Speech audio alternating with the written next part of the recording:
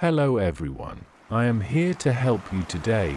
I know you use this video to fall asleep, so before that, like the video and subscribe to the channel. Also, where are you from and what time are you watching now? Get comfortable and relax. I heard about the old house from a friend who knew I needed a quieter place. He said it was isolated with a decent patch of land and a solid structure. I expected a normal country home, maybe some dust and creaky floors, but on my first day I saw that scarecrow leaning against the porch. I didn't like the way it slumped there, half hidden by shadows. Its clothes looked torn and the wide hat covered most of its straw face. I tried to brush off the uneasy feeling and told myself it was just a regular scarecrow. It didn't feel regular though. I drove up in my pickup that afternoon. The sun sat low and the front yard felt strange. There was a slight chill in the air even though the day had been warm. I parked by the side of the house and stretched my legs. The place was small with a wraparound porch that needed fresh paint.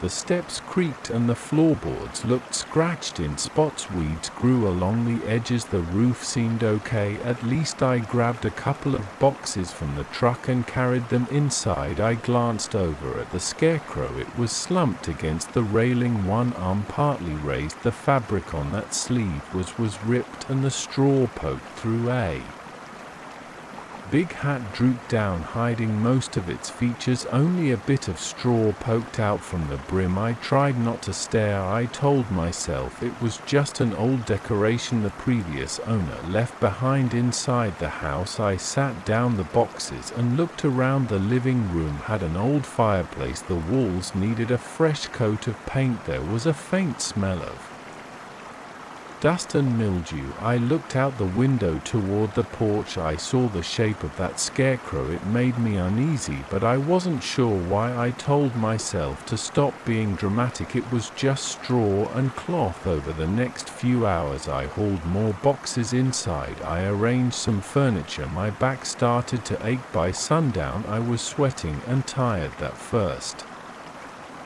evening I considered dragging the scarecrow off the porch and tossing it somewhere else, but I didn't have the energy. I thought I'd leave it for the next day. The sun dipped behind the trees and I flipped on a single lamp in the living room. It glowed weakly, but it was enough to see what I was doing. I decided to call it a night. I made a quick sandwich in the tiny kitchen and ate. Standing up, the counters were old with chipped tiles. A draft pushed through the window frame. I heard the wind rustle outside. When I flicked off the lights and headed for the bedroom, I felt a weird sense of being watched. The front door had a small window, but I'd covered it with an old curtain for the night. Still, I couldn't shake the idea that something waited on the other side. I got to bed around 11 o'clock. The room was dim, lit only by a moonbeam cutting through the thin curtains. I listened to my own breathing. My mattress lay on the floor. Since I hadn't set up a bed frame yet, the walls felt closer in the dark. I tried to ignore every squeak and tap in the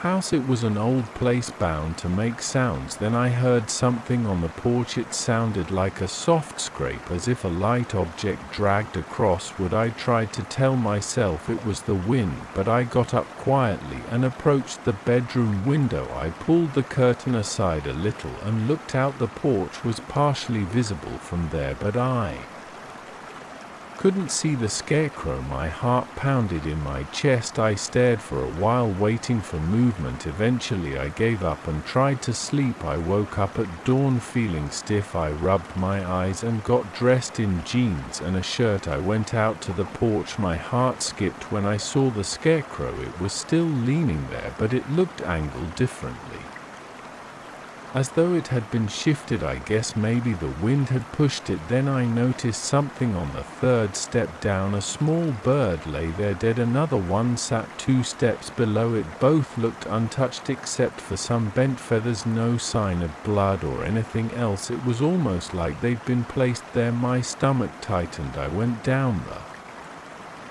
Steps, carefully stepping around the birds. The morning air felt cold on my face. I didn't see any footprints or signs of an animal. I grabbed a shovel from the shed and buried the little birds near a patch of dirt out back. I didn't like seeing them. I didn't want them on my porch. Then I went around to the truck and began unloading more stuff by. Mid-morning I decided to do something about that scarecrow. I walked up to it and tried to move it. The straw arm was stiff and the whole thing felt heavier than I expected. I noticed the clothes were tied tightly to a wooden frame beneath. The cloth smelled musty. The big hat flopped over and I glimpsed a rough burlap face. No real features, just two sewn-up slits and a stitched-up mouth. The workmanship looked old. The straw in the body was yellowed and dry, like it had sat out in the sun for years. I carried it into the backyard, planning to prop it against the fence. Something about it made me uneasy, like I was carrying something I shouldn't. I dropped it near a low spot in the yard. I set out loud, "Stay there," as a dumb joke to calm my nerves. Then I went back to the house. As I walked onto the porch, I noticed faint scratches on the floorboards. They formed half circles like something had been dragged. It matched the pattern of the scarecrow's frame. That didn't make sense. I had never dragged it across the porch. I picked it up and moved it in my arm. So to why those marks? I shook the feeling off and spent the rest of the day cleaning inside. I hammered a few loose floorboards. I wiped dust off the windows and set up my kitchen table. Time passed quickly. By evening I realized the sun was going down again. The house felt quiet. I cooked myself a small meal of eggs and toast and ate in silence. I tried to distract myself by playing music on my phone, but my mind drifted to the scarecrow outside. I double-checked the back door and made sure it was locked. I peeked through the window. The yard was dim with just a bit of moonlight. I could see the dark outline of the scarecrow near the fence. I felt a chill down my arms. I turned away and headed to my bedroom. That night sleep came slowly. About an hour in, I thought I heard a sound, a faint scraping like the night before. My throat felt tight. I was wide awake, staring at the ceiling. I decided I had to check. I left the bedroom and grabbed a flashlight from the table. My bare feet made the floor squeak. The living room was pitch black except for a distant glow from outside. I stood at the front door listening. Then I heard a dull thump. It came from the porch. I opened the door a crack and shone the flashlight. I expected to see an animal or maybe the wind rocking something against the railing. Instead I saw the scarecrow slouched against the door, the wooden frame pressed against the porch boards.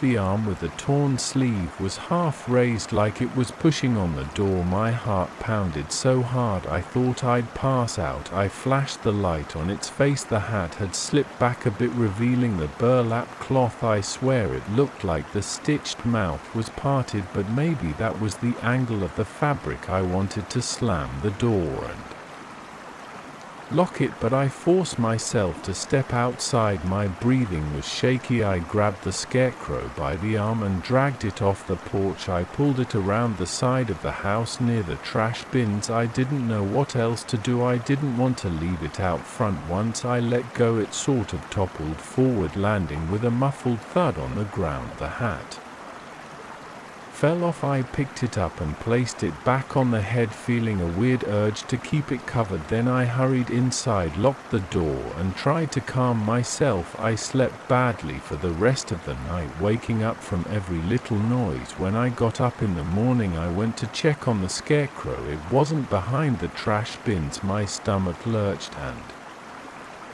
I checked around the yard. I eventually found it leaning on the fence again, exactly where I left it the first time. I walked closer. The hat was askew. The frame looked scuffed and dirty. I stared at it, trying to see if maybe someone had come onto my property to prank me. There were no footprints except my own. I felt paranoid and on edge the next few Days passed in a tense routine. I tried to focus on repairs and ignored the scarecrow as much as possible. In the mornings, I often found new scratches on the porch board. Sometimes I found small dead birds on the steps. I still didn't hear any violent noises at night, just occasional scraping or tapping each time I discovered the scarecrow closer to the house. I'd move it away, then find it back again. I tried tying it to a post. It ended up on the porch anyway. By the end of the week, I was exhausted. My nerves were shot and I started second-guessing everything. Maybe I was losing it, or maybe there was some weird trick going on. One evening, I decided to stay up all night and watch from the window.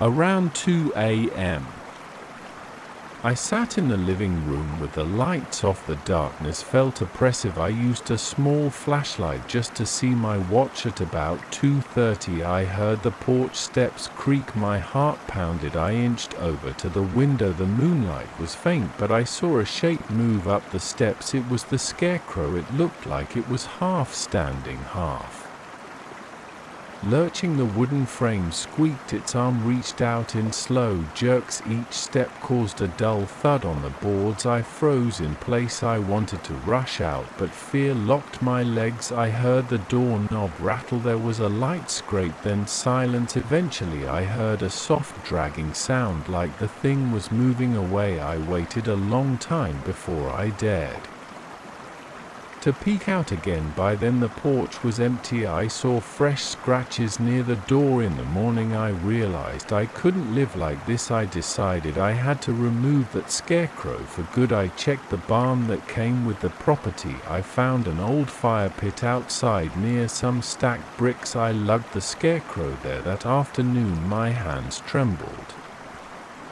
as I piled wood around it. I tried to light it, but the wood was a bit damp, so it took a while. The flame finally caught, and I stood back. Smoke rose around the scarecrow's frame. The burlap face blackened, the straw crackled, and the cloth burned. The smell was pungent. I felt sweat beat on my forehead. Even though the fire wasn't huge, I waited until the flames died down. Only scraps of wood and bits of ash remained. For a moment I felt relief. I tossed water on the embers and turned to go back inside. My nerves were still jangled, but I hoped I'd broken whatever hold that thing had on the house. That evening I ate dinner without feeling the usual tension. I locked the doors out of habit, but I felt more confident. I turned in early and slept pretty well. The next morning I woke up to the sound of something brushing against the side of the house. I jumped out of bed and went to the window. At first I saw nothing. The yard looked normal. Then I went to the kitchen and checked the back window. I saw straw scattered in the yard. A charred wooden stick lay near the fence, blackened at one end. I felt a chill. It looked like part of the scarecrow's frame. I slid the window open. A breeze stirred the straw. It moved in small clumps, like it wasn't quite settled. I walked outside, keeping my eyes on the scattered remains. My pulse pounded. I thought I smelled old smoke and musty fabric. I felt like something still lingered. I checked the porch, and sure enough there were new scratches, deep ones. They led all the way to the door. I noticed two small dead birds on the top step. Again I backed away, my throat tight. I felt cornered. I decided enough was enough. If destroying it by fire didn't work, I needed to leave. I threw my clothes into a suitcase. I grabbed my important papers, my laptop, and whatever else I could fit in the truck. I locked the doors out of habit, even though I doubted that would help. I jumped in the driver's seat, started the engine, and took off. My heart was racing so fast I felt elated. I didn't care if I lost money on that house. I wanted to be as far away from there as possible. I drove down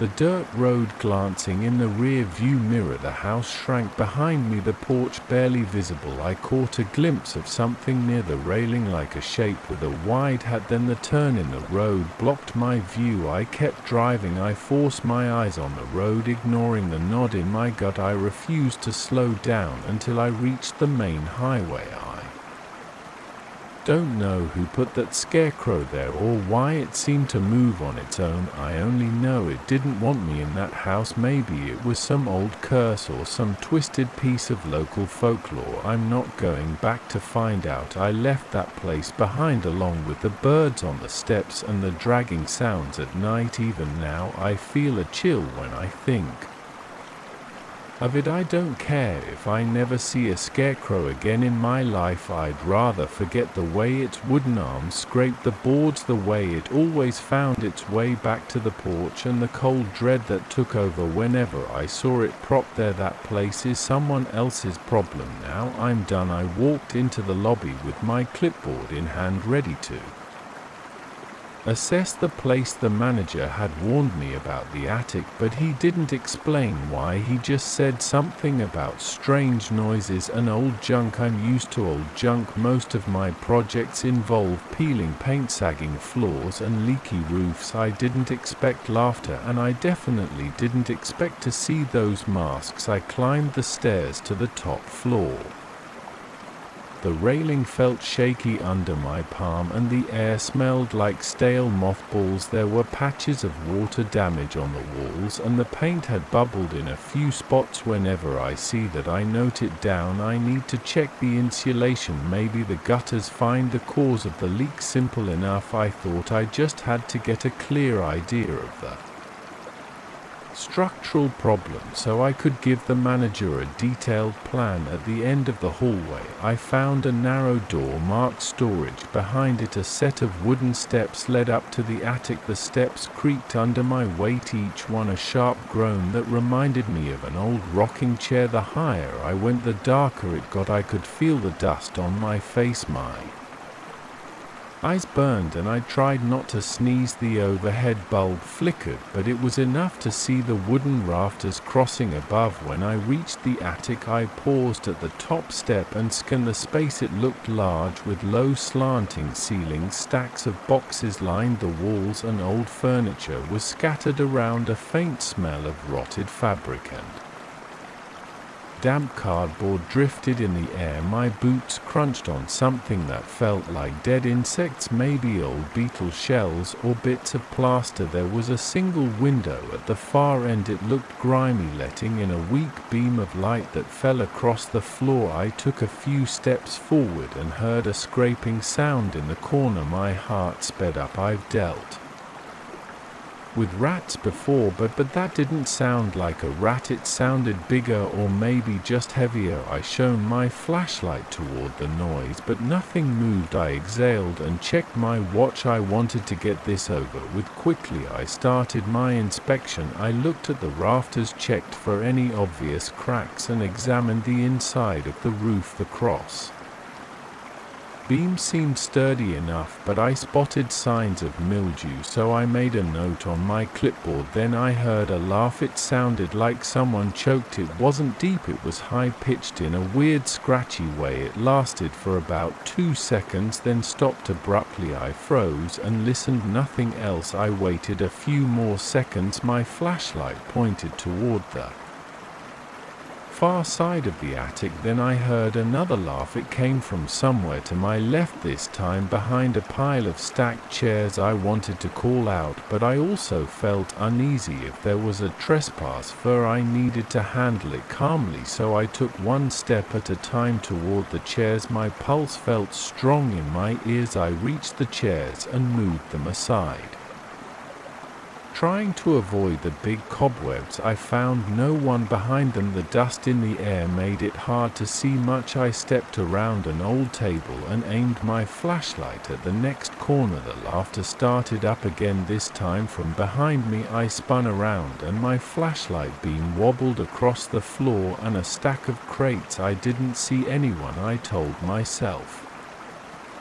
It must be the wind, or some old pipe. Buildings can make strange noises, especially when they are as neglected as this one, so I decided to ignore it and keep checking the structure. I walked further toward the rear of the attic. The gloom thickened and the light from the lone window faded. I found a row of dusty shelves on the back wall. On those shelves I saw something strange, a few old masks hanging by nails. There were 4 of them, each shaped like a face twisted into an exaggerated expression. One had bulging eyes and a gaping mouth, another had a crooked grin, the third had sunken cheeks and a frown, and the last one had wide round eye holes that almost looked surprised. They looked handmade-like.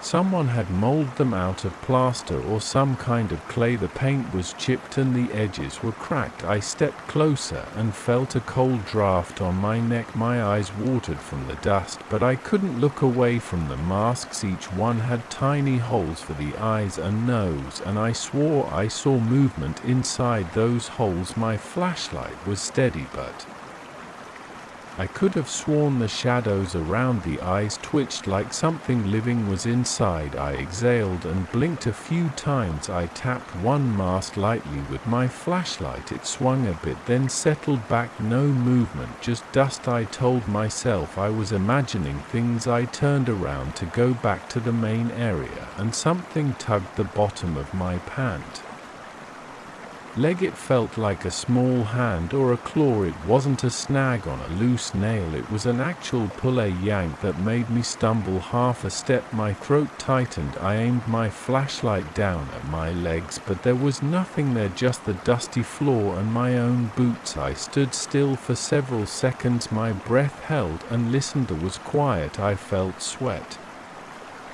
on my forehead. I decided to ignore it and pressed on with my inspection, but my hands were shaky now. I checked a few more rafters near the back, noted the signs of moisture damage, and stepped around some large boxes. Then I felt the tug again. This time it was weaker, like a playful tug. I jerked my leg away and spun around, shining my flashlight in a wide arc. I caught a glimpse of something near the wall. It slickered in the light, then disappeared behind a trunk. It looked like a faint outline of a shape, but I couldn't be sure. My heart was hammering. I felt the chill in my chest. I wanted to get out of there, but I also knew I needed to finish my work. I forced myself to walk over to that trunk. I lifted the lid with one hand, flashlight in the other. Inside I found old documents, a few torn curtains, and some random junk. Nothing unusual. I closed the trunk. Then I heard a scraping sound from behind me. It was that same laugh, but now it was broken up like 2 or 3 voices overlapping. It ended with a heavy breath, almost like a sigh. I called out, "Who's there?" but no one answered. I walked back toward the masks. My shoes left footprints in a thick layer of dust. I saw my footprints crossing over themselves from before, but there were other marks too. They looked like small streaks or lines where the dust had been pushed aside. I crouched down and touched one mark with my fingertip. It didn't feel like an animal track. It felt like something dragged a tiny object through the dust, making a narrow trail. I stood up again, swallowing hard. That's when I noticed that the masks had shifted. Earlier they hung in a neat row, each one spaced evenly apart. Now 2 of them were closer together, like they had been moved. I looked around for anything that could have knocked them, but there was nothing near the shelf. I tried to tell myself I was mistaken, that maybe I misread the spacing, but I knew something was off. A sudden dull thud echoed from across the attic. I pointed my flashlight toward the noise. A stack of boxes toppled over, scattering old newspapers on the floor. The newspaper slid in my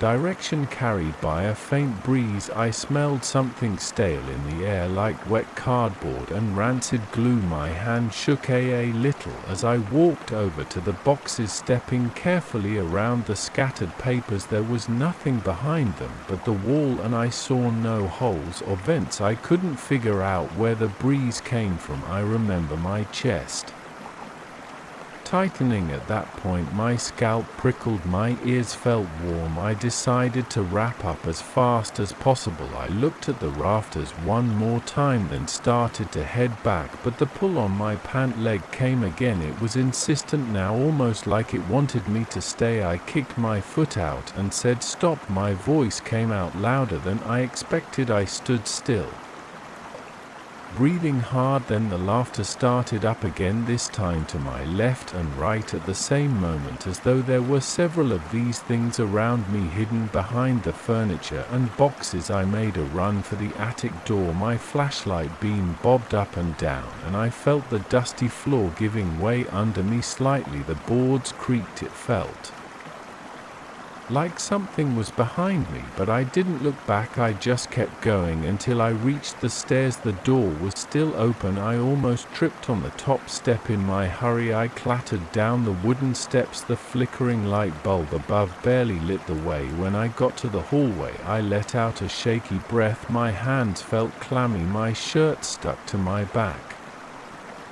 I opened my clipboard intending to jot something down about the roof issues, but my mind was racing. I needed a minute. Then I heard a soft scraping sound from the other side of the attic door. It sounded like nails scratching wood. I stared at that door, half expecting it to swing open on its own. I closed the door firmly and slid the latch in place. I walked down the hallway, each step quick. My breathing was unsteady. I wanted to get back to the manager's office and tell him I'd be back tomorrow with a plan, but when I reached the elevator, I paused. The building's old mechanical system hummed quietly. I could feel a slight vibration in the floor. I pressed the button, but the elevator took a while to arrive. Standing there, I felt an itch on the back of my neck, like someone was touching me again, though no one was there. When the elevator doors opened, I got in fast and punched the ground floor button. As the door slid shut, I caught a glimpse of the end of the hallway. The attic door was still latched, but the overhead light flickered, and for a split second I thought I saw a mask peeking around the corner. I might have imagined it. It was gone as quickly as it appeared, and the elevator door closed. On the ride down, I wiped my forehead with my sleeve. The building's interior groaned with the motion of the elevator shaft. I smelled that stale air again, or maybe it was my imagination. My arms felt heavy and my shoulders were tense. I tapped my foot, counting the seconds until the doors would open again. Finally, the elevator reached the lobby. When I stepped out, the manager was waiting behind the reception desk. He asked, "Everything okay? You look a bit pale." I forced a small laugh and said I was fine, just dusty. He mentioned again that no one goes into the attic except me now, because it was part of our agreement. I told him I'd have a report soon. Then I walked outside. I stood on the sidewalk and took a deep breath. The late afternoon sun felt warm on my face. The traffic on the street was steady, and a few pedestrians passed by. Nobody paid attention to me. I tried to shove the memory of the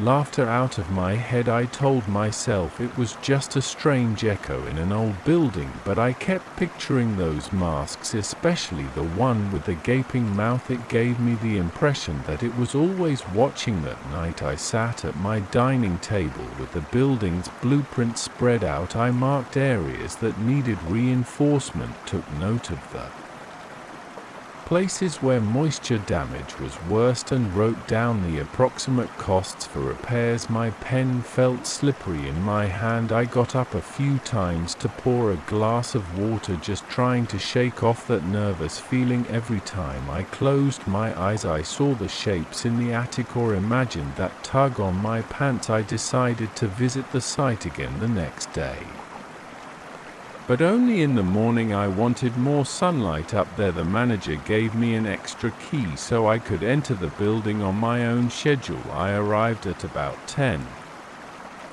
in the morning. The place was quieter than before, with only a couple of workers around removing debris from the lower floors. I nodded to them and headed upstairs again. This time the hallway leading to the attic felt slightly less intimidating, but when I approached the attic door, I noticed the latch was undone. I'd locked it the day before. I pushed the door open and climbed the steps carefully. The overhead bulb still flickered. The attic looked the same except I saw fresh footprints in the dust, my footprints from yesterday, and a few sets of smudges I didn't recognize. I stood at the top of the stairs, flashlight in hand again, and listened. No laughter, no dragging sounds, but the air felt heavy. I walked to the back wall where the masks had been. I counted for nails. 3 masks were hanging there. The 4th was gone. My stomach sank. I scanned the floor for any sign of it. Nothing. I stepped around the shelves, crouched, checked behind some boxes. Nothing. I decided I'd seen enough. I walked back to the stairs, determined to finish my final notes on the structure from below. As I started down, the overhead bulb flickered again, and I thought I caught a glimpse of movement near the window. I paused for a second. The sunlight light through the dirty glass highlighted the dust motes in the air. Then I heard a click like a door latch snapping shut. I spun around, and the attic door behind me was still open, but something up there felt different. I finished going down the steps. I left the attic door open, not caring if anyone complained. I heard one soft laugh behind me as I hurried back down the hallway, but I didn't stop to investigate this time. I didn't bother with the elevator. I jogged down the main staircase. My footsteps echoed in the stairwell, and each echo made me glance over my shoulder. Once I reached the lobby, I told the manager about the missing mask. He looked confused and said he'd never seen any masks up there. I told him I needed to finalize my plan from the ground floor, and he shrugged. I spent the rest of the day checking the lower levels, trying to keep my mind off the attic, but I knew I'd have to go back at some point. Something was up there. I didn't know if it was several people messing around or something else. I only knew it didn't want me disturbing its space. Later that evening, I gathered my notes in the manager's office. He asked me how soon I could start the actual renovation. I told him I needed a couple of days to finalize the attic details. He nodded. I could see he was curious, but he didn't push. I stepped outside into the cool air and locked the main door behind me with the key he'd given me. When I looked up, I could see the row of attic windows. One of them was the dusty one I'd peered through earlier. For a second, I thought I saw a shape behind the glass.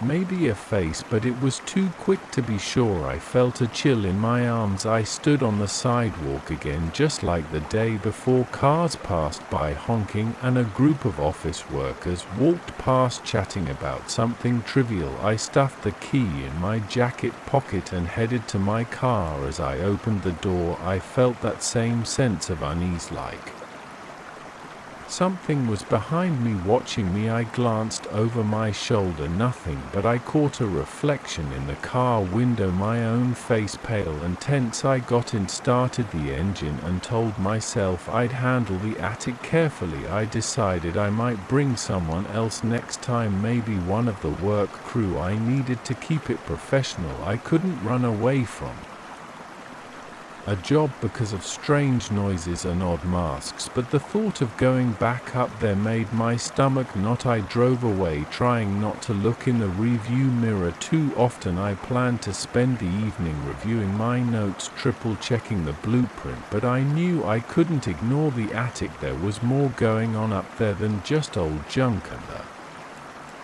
missing mask bothered me. Something had taken it, something that tugged on my pants, laughed in raspy voices, and left streaks in the dust. I gripped the steering wheel tighter and told myself I'd figure it out. I had no choice. I never thought I'd stumble on a hidden room in my own house. I had bought this place 2 years ago. It was old, and parts of it felt neglected. The roof leaked sometimes, and the basement wall showed signs of water damage. Nothing too serious, but enough to make me realize I needed to invest in a decent renovation. My plan was simple: tear down a few walls, update the wiring, and get rid of some moldy insulation. I hired a contractor, and we started the work on the second week. I Decided to handle the basement myself. That's where everything changed. I was removing some loose tiles near the old utility closet. There was a gap in the wall about the size of my hand. At first I thought it was just poor construction, then I noticed something behind it, a hollow space. I grabbed a flashlight and pointed it through the gap. I saw red bricks in the distance forming a narrow corridor. My heart raced. I felt a sudden chill even though it was mid-afternoon and the basement was usually warm from the furnace. I knocked on the outer wall and it sounded different, like there was a room back there. My contractor told me this place had no records of any additional rooms, but that night I couldn't stop thinking about that gap. I wanted to see what was behind it. I got a hammer and a chisel the next morning, told the contractor I needed some private time to check something, and I started widening the hole. Dust flew everywhere. My throat burned from the old debris. Every time I struck the wall I heard echoes behind it, like a faint thud repeating itself. After an hour I opened a space big enough to step through. I shone my flashlight in and I saw a narrow passage leading to what looked like a small chamber. I crawled through carefully. The flashlight shook in my hand and I kept telling myself not to panic. The chamber was about 10 foot x 10 feet with low ceilings. The walls were made of exposed brick. There were marks on the bricks. At first I thought it was graffiti or some old worker signature. When I got closer I realized these were carvings, geometric shapes, interlaced patterns, and words that made no sense to me. They were in a script I had never seen. Some looked like triangles acted on top of each other, others looked like lines twisting around small circles. The words had harsh angles with lines crossing back and forth. I ran my fingers over one symbol. It felt rough and uneven. My skin prickled and I felt a small jolt like static electricity. I took pictures with my phone. I wanted to study them later. Then I noticed a strange smell. It was musty like damp earth, but there was another layer to it, almost metallic. I checked the floor. It was concrete stained in several spots, but I couldn't tell if it was water damage or something else. The ceiling had wooden beams that looked older than the rest of the house's structure. That alone was strange. My house wasn't that old, but this secret room felt like it belonged to another era. I decided to leave the room alone for the rest of the day. I sealed it up with a piece of plywood so dust wouldn't spread. When I went upstairs I noticed that my hands were shaking. I couldn't focus on anything else. During dinner I kept replaying the images of those symbols. I tried to rationalize it. Maybe this was some kind of old wine cellar or storage space, but then why carve all those strange marks? That night I heard a loud bang around 2 a.m.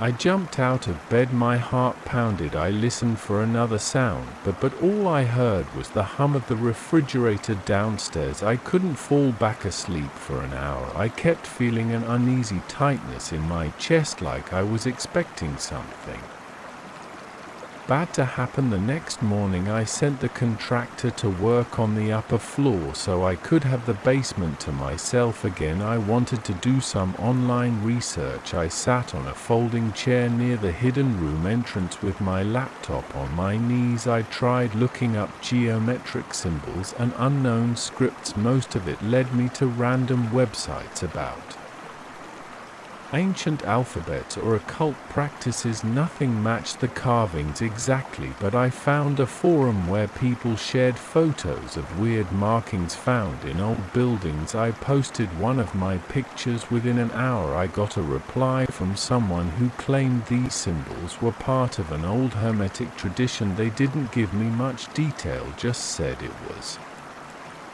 dangerous stuff and that I should leave it alone. I laughed a little, but part of me felt uneasy reading that. While I was replying to comments I heard a door slam upstairs. I froze. The contractor was supposed to be in the other room painting. There was no reason for a door to slam like that. I went upstairs and the contractor asked if I had closed any door. I said no. He shrugged, said maybe it was a draft, but there was no breeze outside. It was a warm and still day back downstairs. I tried reading more about poltergeist activity out of curiosity. Most sites said that if you believe in it, you start noticing every little noise. I tried to stay rational. Still, I felt unsettled. I grabbed my flashlight and went back into the secret room. I wanted to see if I missed anything. The air felt heavier this time, like there was less oxygen. I saw the carvings again, and I swear they looked slightly different. One of the symbols seemed deeper, like someone had carved it more since yesterday. I touched it, and it felt fresh, like the edges were sharper than before. My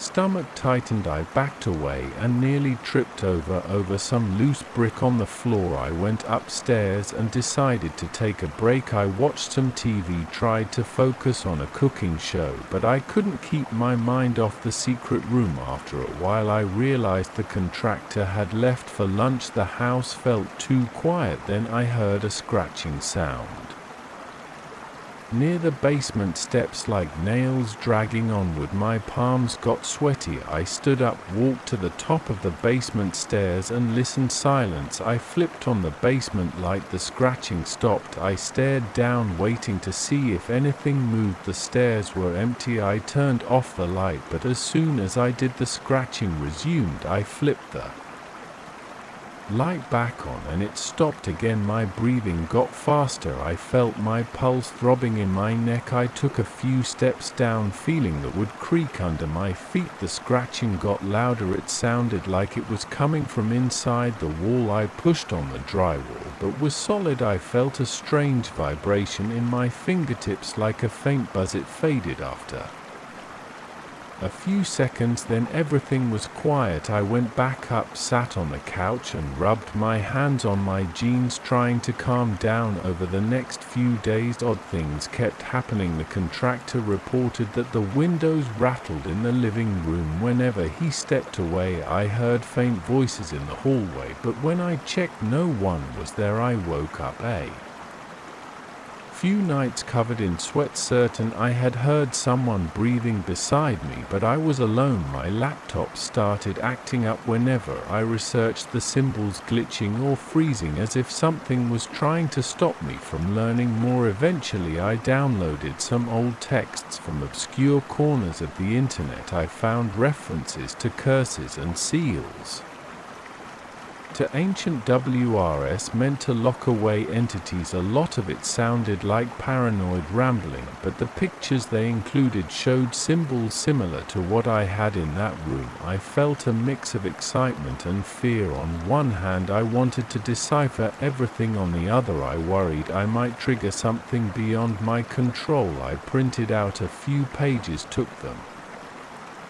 down to the chamber and compared them with the carving. Some lines seemed to match the shapes lined up with certain geometric patterns I saw in the texts. That's when I noticed that the faint light from my flashlight made the carvings appear to shift. The lines almost seemed to ripple against the bricks. I blinked hard, trying to clear my vision, but every time I moved the flashlight, the shapes wavered. I felt my scalp tighten and my mouth went dry. I held the beam in one spot. I could have sworn the markings were changing positions, like they were sliding around on the wall. I backed out slowly. My knees felt weak and I had to lean on the wall to steady myself. I wanted to lock that room up and never go back, but curiosity kept gnawing at me. That evening the contractor told me he was almost done with the rest of the house. He asked if I wanted him to seal up that basement closet. I lied and said I was planning to turn it into a storage area so he didn't need to worry about it. In truth, I didn't want him to see what was going on. I was embarrassed, and I also felt protective of the secret. I felt drawn to that room, like I had to figure it out. 2 nights later, I found myself unable to sleep again. Around midnight, I went downstairs with a single lamp and my notes. The basement felt colder than usual. The lamp cast a weak glow, creating flickering shadows on the concrete floor. As I approached the secret entrance, I noticed a soft vibration in the air like a low hum. I stepped inside the chamber, set the lamp on the floor, and crouched near the wall to examine the carvings. I tried to match them with the printouts. When I traced my finger along one line, I felt a slight movement in the brick itself. I jerked my hand back. My heartbeat pounded in my ears. The humming grew louder. I turned to leave, but something caught my eye. One of the symbols glowed faintly. It was a dull red, like a dying ember. I leaned in, my hand shaking. I wanted to confirm I wasn't imagining it. It pulsed just once, then it faded. I ran out of the room, nearly knocking over the lamp. My chest heaved when I reached the top of the stairs. My arms were tingling, my mind raced with questions. I tried to calm myself by gripping the edge of the kitchen counter. I told myself I was tired, that my eyes were playing tricks on me. I forced myself to drink some water and breathe slowly, but I couldn't convince myself nothing was happening. I knew it was real. The next day I woke up feeling drained. My head throbbed. I considered calling someone to check out the room, maybe a local historian or an architect, but I had a strong sense of caution. If these carvings were part of some old practice meant to keep something sealed, maybe I shouldn't bring in outsiders. I decided to keep researching on my own. As I got deeper into those texts, I found repeated warnings. People wrote about symbols that acted as locks, about places where energy gathered and manifested. They said that once you disturb these places, the seal weakens. The descriptions matched the kind of activity I was experiencing: doors slamming, objects moving, voices that weren't there. My stomach twisted when I realized I might be slowly weakening whatever barrier was in that chamber. I tried to rationalize again, but that night the poltergeist-like events escalated. My bedroom door slammed 3 times in quick succession while I was brushing my teeth. The shower faucet turned on by itself, spraying cold water. I felt my hair stand on end as I approached it too. Shut it off. The air smelled stale, like old basement dust. I dried my hands and walked into the hallway, and I heard a faint whisper behind me. My nerves were shot. I just wanted peace. I went down to the secret room one last time. I carried a heavy-duty flashlight and a stack of boards. My plan was to block off the passage for good. I stood in front of the carvings, shining my light on them. They looked more pronounced, like the lines had been cut deeper into the brick. The humming started again, and the floor felt like it was vibrating under my shoes. My eyes watered. I felt a strong urge to read every word on that wall, to understand it fully. Part of me wanted to place my hand on the largest symbol and see if it would respond to my touch again, but a stronger sense of fear made me hesitate. I thought about the slamming doors, the voices, the feeling that I was never alone anymore. I didn't want this to continue. I backed away, never taking my eyes off the carvings. Then I started placing boards over the gap. I hammered nails, sealing up the passage.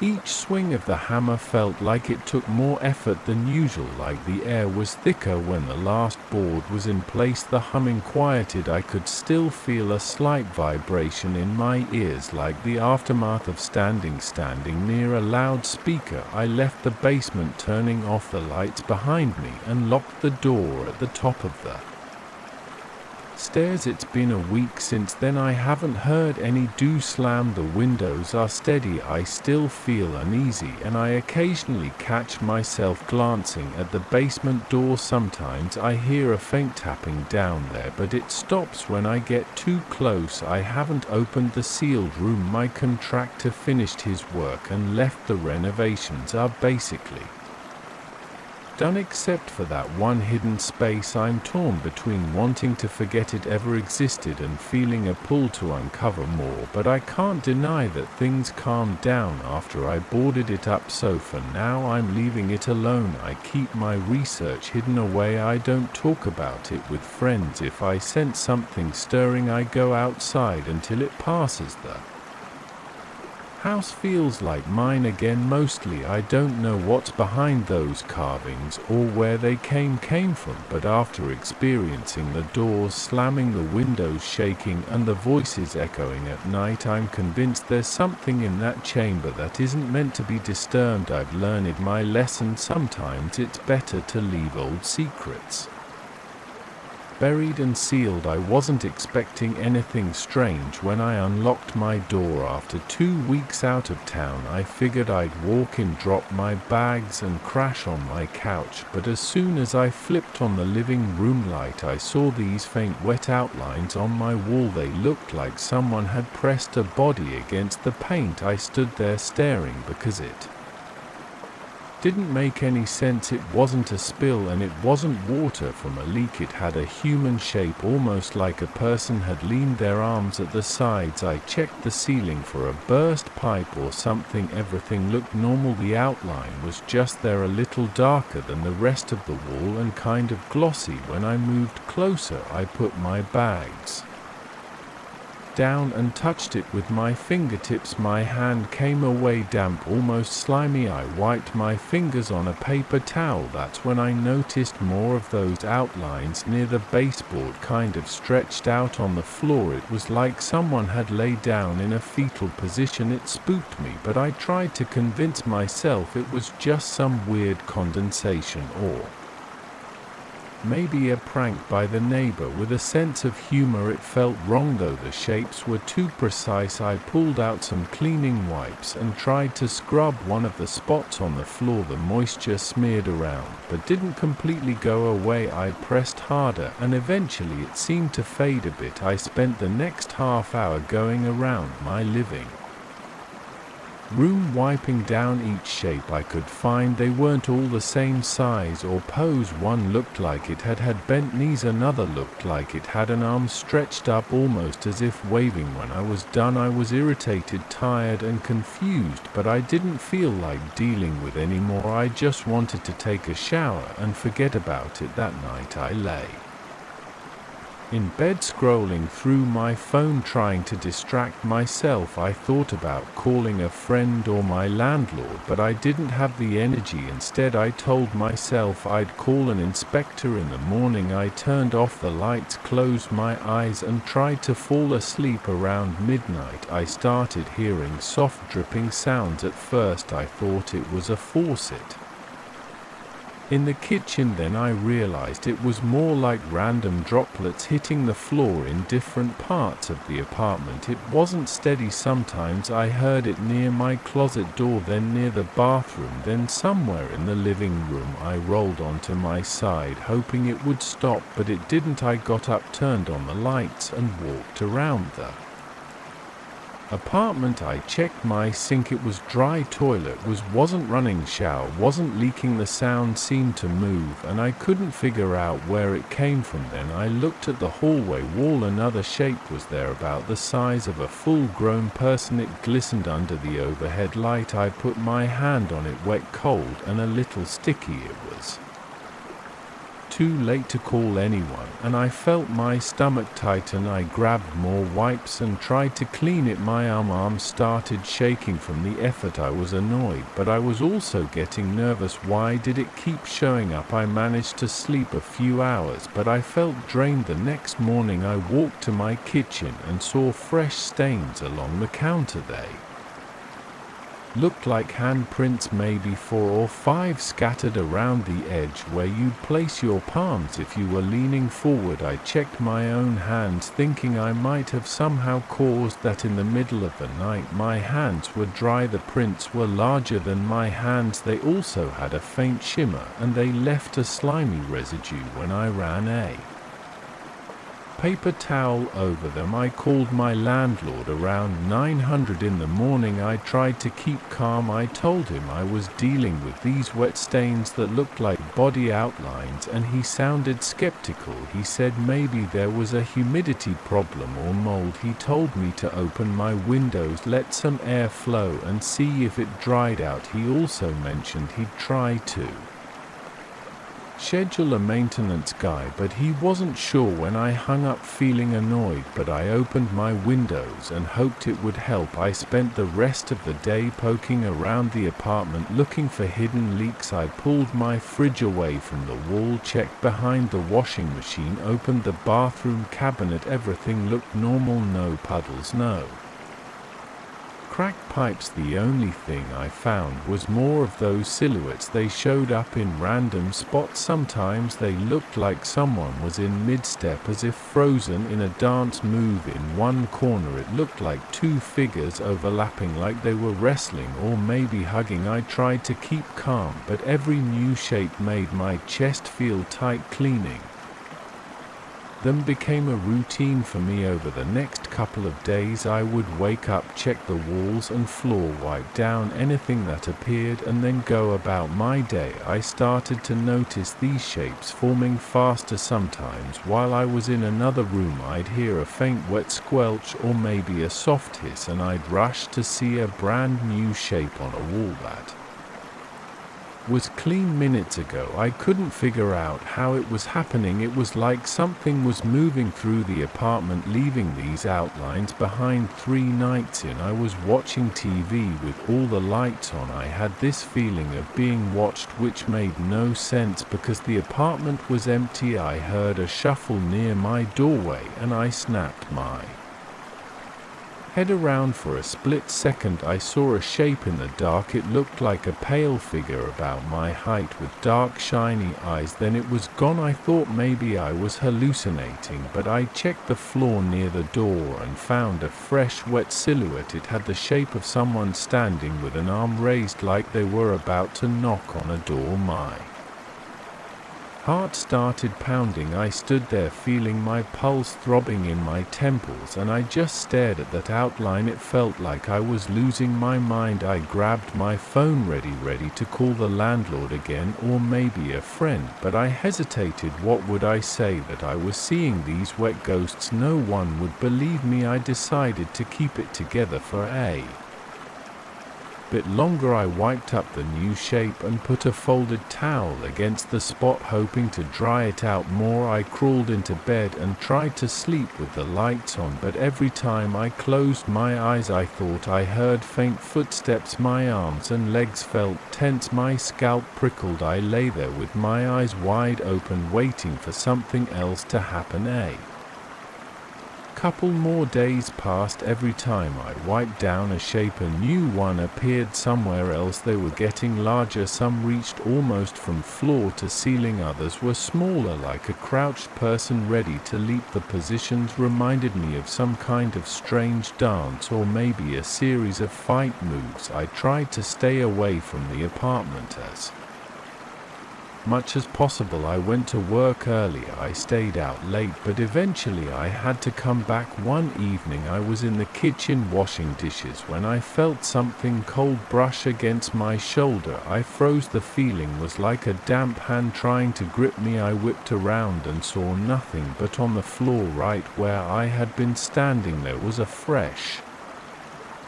outline that looked like a pair of hands angled as if reaching up. My heart pounded so hard I felt it in my throat. I staggered back, grabbed the dish towel and started wiping. The shape clung to the floor and it took me a few minutes to get it to fade. That night I tried to fall asleep with headphones on, hoping to block out any weird noises. I dozed off for maybe an hour, then I jolted awake with a heavy pressure on my chest. It felt cold and sticky, like a wet blanket pressing down. I tried to sit up, but I felt something grip my forearms. I gasped. I couldn't see it clearly, but I sensed a shape leaning over me, and I felt warm breath on my cheek. My heart was racing, and I strained to lift my arms. Then the pressure lifted and I scrambled to turn on the bedside lamp. My sheets had wet marks on them shaped like two hands and a chest. My own chest felt damp and I wiped at my t-shirt, which had a slimy residue. I was done pretending this was normal. I called a friend, told him I had a serious problem in my apartment and asked if I could stay with him For a few nights he said yes, but I still had a few hours before I could leave, so I tried to gather some essentials. I took a duffel bag out of my closet and started shoving clothes in. As I stuffed a pair of jeans inside, I heard this low, moist sound behind me. I looked over my shoulder and saw a wavering figure in the mirror. It was like a faint silhouette, almost translucent, with droplets rolling off its surface. Its face had no clear features, but I sensed it was smiling or maybe sneering. My breath caught in my throat and I felt a wave of nausea. I snapped my head around, but when I looked behind me there was nothing. The mirror was smeared with water, though two faint handprints were on the glass. I slammed the closet door shut, zipped the bag, and left the bedroom. The living room lights flickered. I looked at the wall near the sofa and saw 3 or 4 outlines forming at once. They were large overlapping shapes, as if multiple figures were spinning around. Arms and legs extended. The walls glistened. It made my stomach turn. I rushed out of the apartment. I spent that night at my friend's place. I told him I had some kind of water issue and he gave me a funny look, but he didn't push for details. The next morning I grabbed a guy from a local cleaning service. I paid him extra to come immediately. We went back to my apartment together. I told him I had weird stains that wouldn't go away. He was polite enough not to ask too many questions, but the moment he walked in he saw the outlines on the walls, floors, and even on the ceiling. In some spots he tried cleaning solutions, steam cleaning everything. He had the outlines faded a bit, but they started reappearing within minutes. He stared at them confused and then gave me a shrug. I paid him anyway and told him I appreciated his help. I called a different inspector recommended by the landlord. He spent an hour checking for leaks, mold, and anything else that could cause moisture. He told me there was no sign of any structural damage or water infiltration. He said everything was dry behind the walls. He had no explanation for the stains. He just shook his head and left. At that point I was exhausted. I hadn't had a good night's sleep in days, and I felt like the apartment was suffocating me. Every time I sat down I felt something watching. Every time I stood up I heard that wet sound behind me. I saw shapes out of the corner of my eye. They were never solid enough to track, but I felt them. Sometimes I caught a glimpse of an arm or a torso. Occasionally I heard what sounded like a ragged breath, and I felt cold spots on my skin. It kept getting worse. The silhouettes got more elaborate. Some had their arms raised, fingers splayed like they were reaching for me. Others looked like they were halfway through a step, as if dancing or striking, making a pose. A few times I saw them gliding across the wall in real time. They appeared and disappeared in seconds. It wasn't just a stain anymore, it was movement. I didn't bother wiping them down. Every time it felt pointless. I kept telling myself I should just leave and never come back, but my lease wasn't up and I didn't have the money to break it. So I stuck around hoping for some explanation. One night I felt so worn out that I crawled into bed and refused to open my eyes no matter what I heard or felt. I felt cold, damp pressure against my back and a subtle tug on my hair. My heart pounded and I clenched my fists. Then I heard a low, muffled laugh. It was close to my ear, like someone was right beside me. I jumped out of bed and switched on the light. I saw nothing, but the sheets had large wet impressions. Again, it looked like someone had been lying behind me, wrapping an arm around my waist. I realized I was dealing with something stuck between worlds. I didn't need a priest or an exorcist. I needed a way to force it out of my space. I couldn't think clearly, though. I had no clue how to handle something like this. All I could do was survive each day, wipe down whatever I could and hope it would stop on its own. The next day I tried burning some strong-smelling incense I got from a local shop. I figured the smoke might do something. I walked around the apartment, letting the smoke fill the rooms At first I thought I heard scraping sounds on the walls, then in the living room I saw a group of outlines forming a half circle. They were bigger than before, some were reaching forward, others bending low. I held the incense up and my hand shook. There was a weird tension in the air, like static electricity. My ears rang and my skin prickled. I backed away and opened the windows, letting the smoke out. The silhouette stayed. That night I called my friend again and told him the truth as plainly as I could. I said there was something in my apartment, something that left wet outlines and tried to touch me. He asked if I was sure I was okay. I said no. He offered to let me crash at his place until I figured things out. I'm packing up as much as I can right now. I'm looking around and I see them on every wall, some on the floor, a few on the ceiling. They shift positions every time I glance away. I'm not looking for help anymore. I just need to get out. My body feels tense and my stomach is in knots. My heart beats so hard it hurts. I can't handle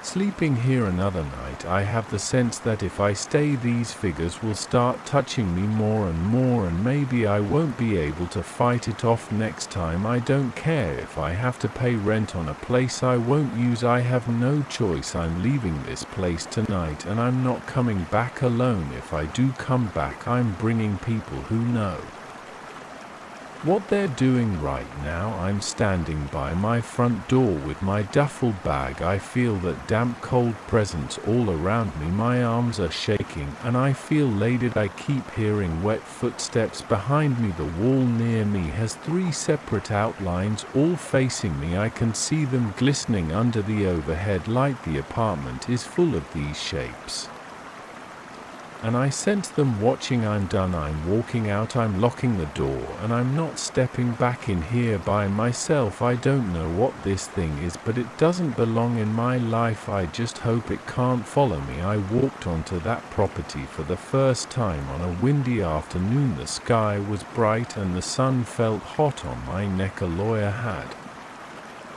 called me 3 days earlier saying I'd inherited a remote place from a great uncle. I barely remembered. When I pulled up to the long gravel driveway, I saw a cluster of stone statues around the front yard. Each statue looked like a person frozen mid-scream or mid-shutter. Their faces had deep grooves, as if someone had chiseled every line of tension into the stone. I remember feeling a tightness in my chest the moment I got out of my car. I glanced around hoping to see something normal, maybe a bird or a cat. I didn't see anything alive near the house. There was only the soft sound of leaves scraping against each other in the wind. I grabbed my suitcase from the trunk and looked at the statues more closely. They were life-sized and spaced a few feet apart. Their arms sometimes reached up, sometimes crossed over their torsos, and in some cases they pointed at nothing. I heard a faint rustle behind me, but when I turned it was just a branch dropping from a nearby tree. My heart pounded a bit harder than usual. I told myself I was just tired from the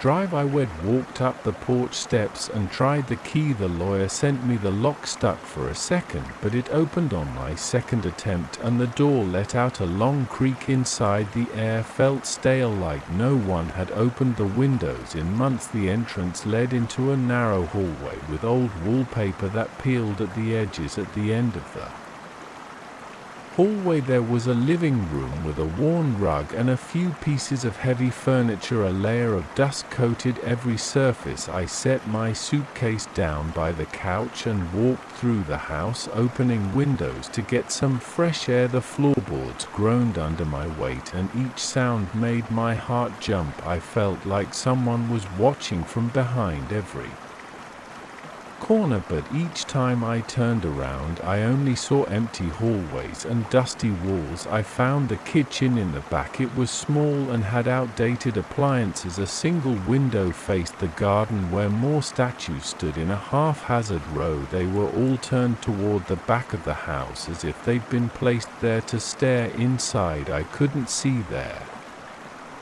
expressions clearly from that angle, but I didn't like the idea of them looking at me while I cooked. I thought about grabbing a sheet or something to cover the window, but it was broad daylight and I felt silly letting these stone figures intimidate me. The first night I slept in one of the upstairs bedrooms, the one with a clean mattress. I kept the door locked even though it felt unnecessary. The house was mine, but it still felt unfamiliar. The wind outside picked up and tree branches tapped against the windows. I couldn't sleep right away. My mind kept drifting to those statues. I wondered who had placed them there. I stared at the ceiling for what felt like hours before I finally dozed off. When I woke up around 3 a.m., I heard a soft shuffling noise from outside. At first I thought it might be an animal in the bushes, but then I realized it sounded more like gravel crunching. I forced myself to sit up and look out the window. The garden lay in darkness except for a faint moonlight. The statues were just silhouettes, but I noticed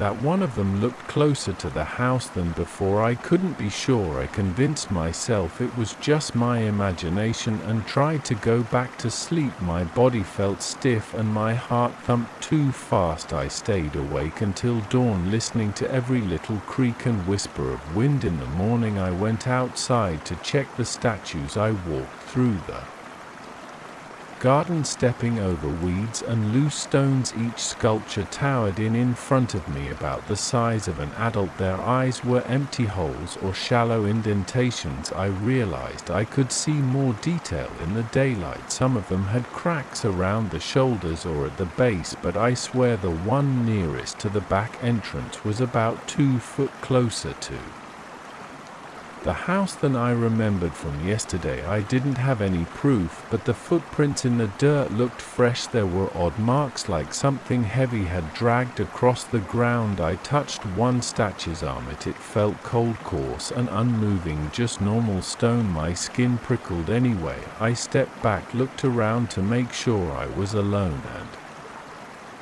headed back inside. I found the documents my great-uncle left in a small office on the ground floor. The room smelled of mold and the shelves were cluttered with old folders and yellowed papers. After sifting through a dozen stacks, I came across a thick binder labeled property records in shaky handwriting. Inside I discovered references to the Chockers history. The notes were a mix of official deeds and personal entries. One page described how previous owners collected these stone figures and placed them throughout the property. Another entry written in a different pen mentioned rumors that the statues had once been real people. The handwriting was difficult to read, but I made out words like echo, conscious and trapped. I felt a chill run down my back as I read this. My mouth went dry and my hand started to sweat. I shut the binder and shoved it aside. I had no intention of scaring myself with old legends. The rest of that day I tried to tidy up the house. I vacuumed a few rooms and wiped the dust off the kitchen counter. Every so often I glanced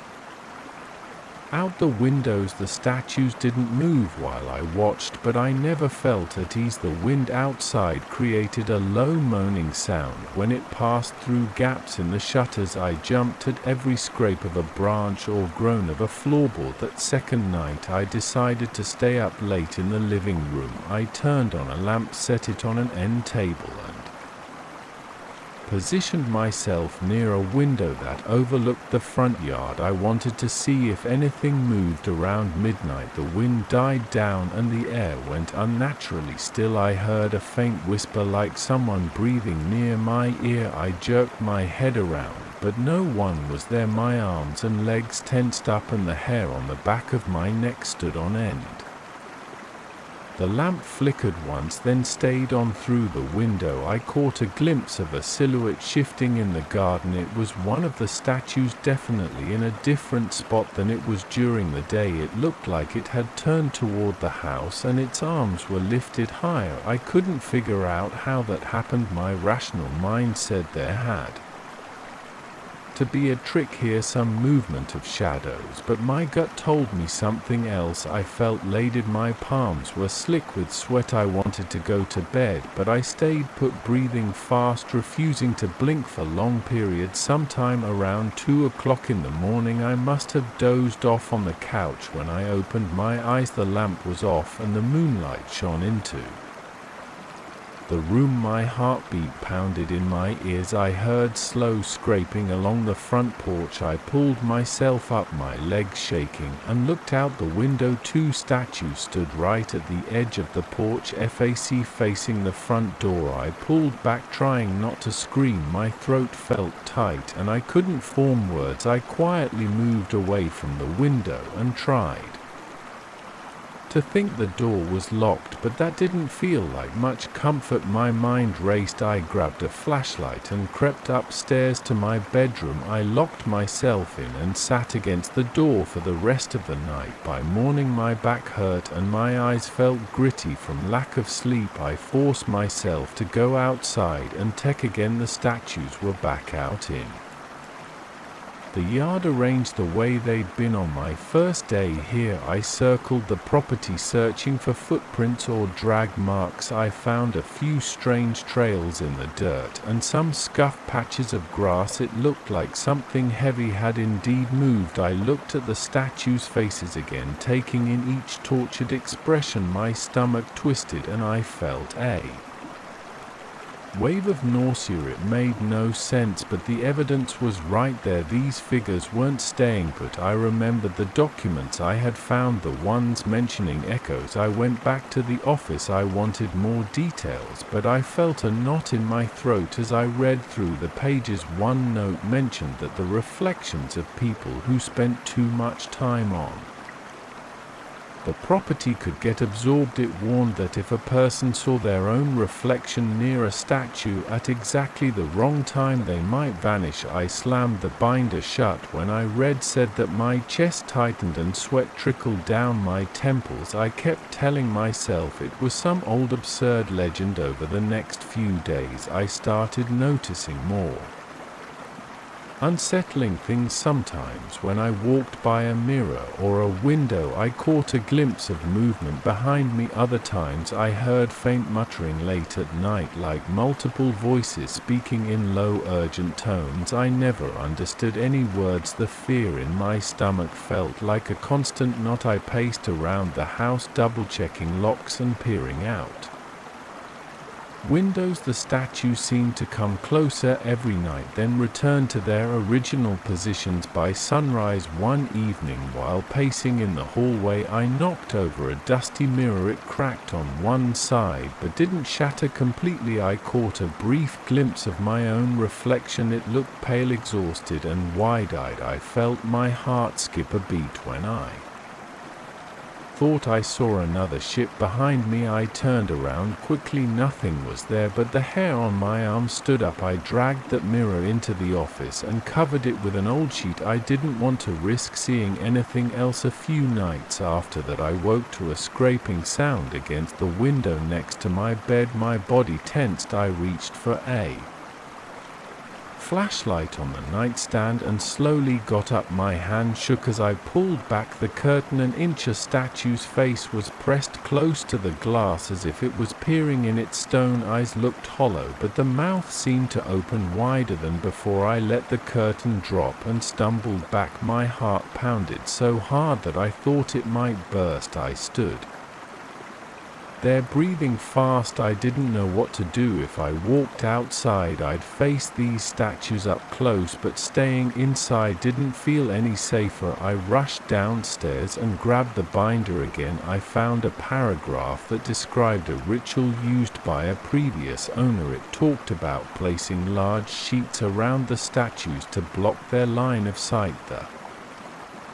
text claimed that if the statues lost any visual link to a person, they stopped moving for a while. It wasn't a permanent solution, but it might buy time. That was all I needed. I found old tarps in the shed behind the house, along with rope and some stakes. Around noon the next day, I walked into the garden, stepping carefully between statues and draped Tarps over the ones closest to the house, their outlines were still visible, but I couldn't see those anguished faces or twisted postures. I tied the tarps down as best I could, ignoring the queasy feeling in my stomach. The air felt heavy and warm sweat dripped down my forehead, and I wiped it away with a rag. I stayed out there for almost an hour, covering as many statues as I could. I half expected them to move right in front of me, but they stayed still that night. I slept lightly. Every little noise set me on edge. I heard shifting somewhere outside, a kind of low drag across the porch. I gripped my bed sheet in my fists, heart hammering, and waited for the next sound. Minutes passed and I heard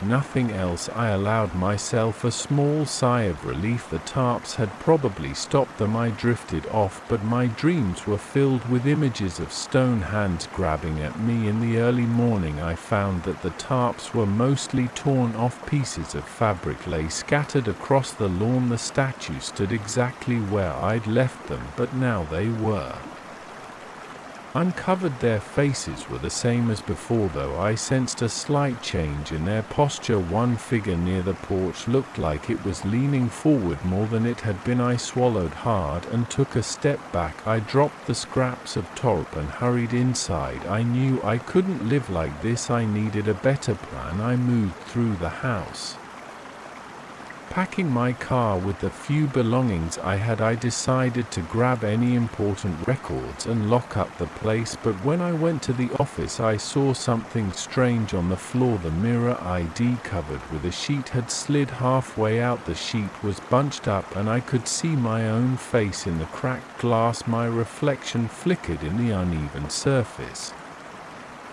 and for a split second I noticed a faint distortion, like a statue's face superimposed over mine. I gasped and stumbled backward. I slammed the office door shut. I left the house without looking back. As I approached my car, I felt dozens of eyes on me. I glanced once toward the garden and saw the statues lined up, turned in my direction. My hands shook as I opened the car door. My breathing was fast. I felt an urge to look at myself in the rearview mirror, but I stopped. I adjusted the mirror downward so I wouldn't see my face at all. Then I started the engine and drove away. I planned to come back with professionals, maybe a team that specializes in weird artifacts or something like that. I'm not sure what they'll find or what they'll do, but for now I refused to stay. As I drove off that day, I couldn't shake the idea that those statues stored conscious echoes of real people. The documents hinted at it, the movement suggested it, and I felt it in my gut. I don't want to become the next figure in that stone garden. I won't let my reflection vanish inside those cold eyes. So this is where I am. I haven't returned yet. The property is still mine, but I don't know how long I can keep it without losing my mind. Every night I lie awake in my city apartment, wondering if the statues are creeping across the yard in my absence, waiting for me to come back. I won't sleep well until I figure out a permanent solution, but I also won't step foot there alone again. That's all I can tell you. There's no investigate strange places at night, but I couldn't help myself. The front door to the main building was halfway open, creaking on its old hinges. I stepped inside and saw a dim corridor lined with shattered tiles and a few broken benches. The walls were covered in peeling paint and graffiti. My footsteps echoed, and the sound gave me a weird chill. I remember thinking the place felt like it had been frozen in time. No sign of workers, travelers, or security, just me standing there in the dark, listening to my own breathing. I walked down the hallway and saw the old ticket counters in the distance. There were bits of paper and trash everywhere. The overhead lights were either dead or flickered. I heard dripping water somewhere close. I kept going until I reached a wide waiting area that once held rows of seats. Now most were torn apart or missing. My heart thumped harder when I noticed a single door leading to the back of the station near the tracks. It was a thick metal door with scratched paint. I pushed it open and it let out a metallic squeal. On the other side, a narrow ramp led down to the train platforms. At first I thought everything would be empty, but one track still had a single train car attached to it. The rest of the train was gone, leaving only this single cabin. Its windows were cloudy-like. Nobody had cleaned them in years. I walked closer, trying to see if there was any sign of life. I didn't see lights inside, and I didn't hear any motors running. It stood there like a huge dead shell of metal. I've always been curious about old trains. I grew up seeing them in pictures, but I never had a chance to explore one up close. This felt like my opportunity, even though it was the middle of the night in a place that made me uneasy. My gut told me to turn around. My brain told me I could handle a quick look, so I climbed the short set of steps at the side of the car. The door was unlocked. I slid it open and stepped in. The inside smelled like mildew and dust. My eyes took a moment to adjust. I could see rows of seats with stained cushions. The overhead luggage racks were empty, but a few pieces of trash and papers were scattered on the floor. I noticed broken light fixtures hanging from the ceiling. The air felt stale. Everything was coated in a thin layer of dirt. I took a few steps down the aisle, stepping over a crumpled soda can and a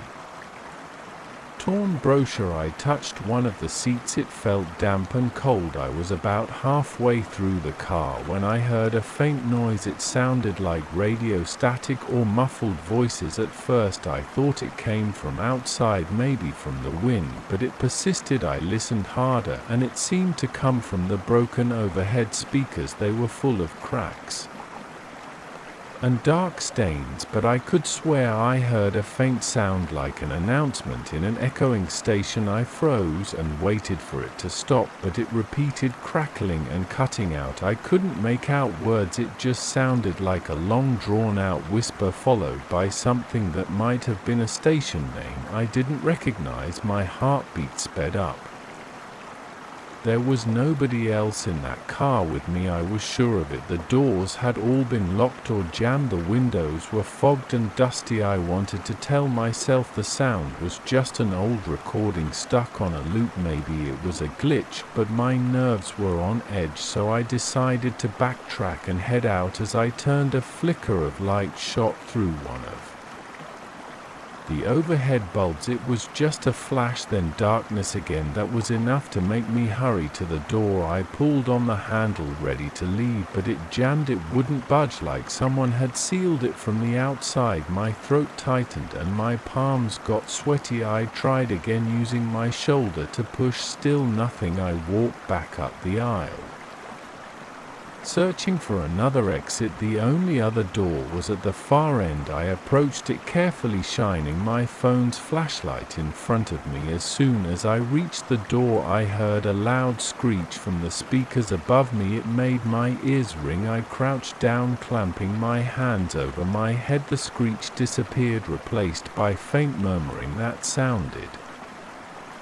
like people talking. I couldn't make out the words, but it definitely sounded like a group. Then it cut off. Dead silence again. My heart was pounding so hard I could hear the rush of blood in my ears. I grabbed the handle of the second door. It opened about an inch, then slammed shut as if pulled by an invisible force. My hands were shaking, so I tried again, but it wouldn't give. By now my shirt was soaked with sweat. The car felt hotter, or maybe I was just panicking. I stood in the aisle, swallowing hard, trying to think. The windows looked fragile, so I moved to one of them, intending to slide it open or break it if needed. I grabbed the latch, but it was rusted in place. No matter how I pulled it wouldn't move. I tapped the glass with my phone, and it sounded thick, stronger than normal. Window pane. Something bumped the back of my shoulder. I spun around, shining my phone's light behind me. No one was there. The seatbacks lined up in neat rows. Nothing moved. I tried to calm down by taking slow breaths, but my mouth felt dry and I kept swallowing. I decided to walk up and down the aisle, searching each row of seats for something I could use as a tool or a weapon. I found an old metal pipe under a seat near the center. It looked corroded but solid enough to smash a window if I put enough force into it. I walked to the nearest window and swung the pipe. The glass vibrated but didn't break. I hit it. Again it cracked slightly, but then I heard a weird humming from the ceiling. The lights flickered, the floor trembled beneath my feet like the car was moving on the track. My stomach lurched and I staggered, grabbing a seat for balance. I peered outside, wiping a bit of grime off the window with my sleeve. The night outside looked strange. The lights from the station had shifted in position as if we were pulling out of the platform, but that was impossible. The station was abandoned and this car was alone. The vibrations intensified. The screeching overhead resumed. Then I heard a distorted voice. It said something like "next station," followed by static. I couldn't tell what station name it announced. My hand shook around the pipe and I felt a wave of nausea. The entire train car lurched forward and I stumbled into the wall. My phone dropped from my hand, clattering to the floor. When I picked it up, I noticed the time hadn't changed from when I first entered the station. The screen still read the same minute and hour, which sent a fresh jolt of fear through my chest. I looked around for an emergency exit or a lever to stop whatever was happening. I saw an old emergency brake handle near the door at the back of the car. I moved toward it, but the overhead lights flashed and a shadow crossed the aisle. It happened so fast that I only caught a glimpse of a shape. It looked like a person. My breath caught in my throat. I stepped toward the aisle, shining my phone's flashlight into the seats. There was nothing there, but I was sure I'd seen something move. I kept going toward the handle. My steps were shaky and the rocking of the car made it hard to walk straight. I grabbed the handle and yanked down. It didn't move. I pulled harder, but it felt locked in place. Frustration built in my chest and I tried once more with all my strength, but it wouldn't budge. Suddenly the overhead lights blinked and the corridor filled with a loud thumping noise. It sounded like heavy footsteps running through the aisle, but I couldn't see anyone. I turned in circles, pointing my phone in every direction. Nothing showed up in the beam of light, yet I felt the weight of each footstep vibrating through the floor. I started shouting, demanding to know who was there. Nobody answered. The thumping got louder, then stopped abruptly. My own breaths felt ragged and shallow. I forced myself to move forward, searching for another exit or maybe a hatch in the floor. The seats were all bolted down, but I spotted a narrow door near the corner, possibly leading to some electrical panel. I tried it, but it was locked. I banged the pipe against it and the door dented slightly, but it didn't break open. My senses felt overloaded. The entire car swayed and the windows rattled. The overhead speakers crackled again, announcing stations with muffled voices I couldn't understand. I could feel my pulse in my throat, my temples. HD. A strong smell of burning wire seeped in and I saw smoke drifting from one of the broken light fixtures. I coughed, waving my hand in front of my face to clear the air. My eyes watered, but I refused to stop. I had to keep looking for a way out. I reached the front of the car near the operator's booth. The door to the booth was closed. I twisted the knob and to my relief it opened. Inside I found a small panel with various dials and switches. The windshield at the front was so dirty I could barely see outside. I wiped a spot with my sleeve and saw darkness rushing by. It felt like the train was speeding through a tunnel. My head spun. I knew we couldn't be in a tunnel. The station was near open fields, but the view through the window showed walls on each side as if we were underground. I ran my fingers across the controls. Most were rusted. A couple of switches moved when I touched them, but nothing happened. There was a small lever labeled power, so I tried pushing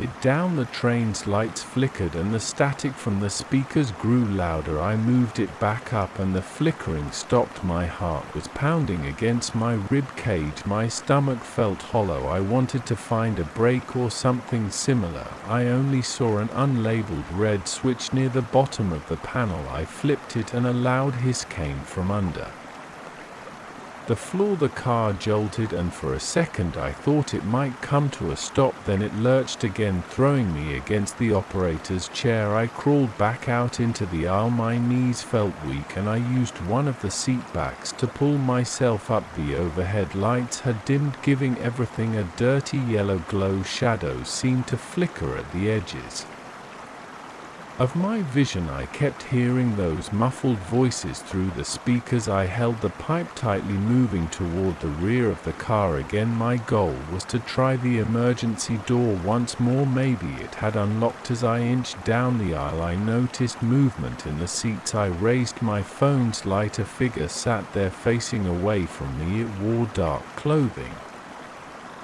but I couldn't see the face. My throat went dry and I almost dropped the pipe. I called out, but the figure didn't respond. I stepped closer, sweat rolling down my back. I tried to see if it was an actual person or a shadow. My phone's light illuminated part of the seat, but the figure was gone. The seat was empty. It felt like my mind was playing tricks on me, but I was sure I had seen something there. I hurried to the rear door. I put my hand on the handle. It turned and the door opened. My chest flooded with relief. I stepped through and found myself in a small space that connected to the next car, but there was no next car outside. I saw absolute darkness. No track, no platform, no lights, just a void. The wind whipped through cold and sharp. The train was definitely moving. I shut the door, not wanting to fall into that emptiness. When I turned around to go back into the car, the door behind me slammed shut and locked from the inside. I rattled the handle, cursing under my breath, but it wouldn't open again. I felt stuck in that small space with the wind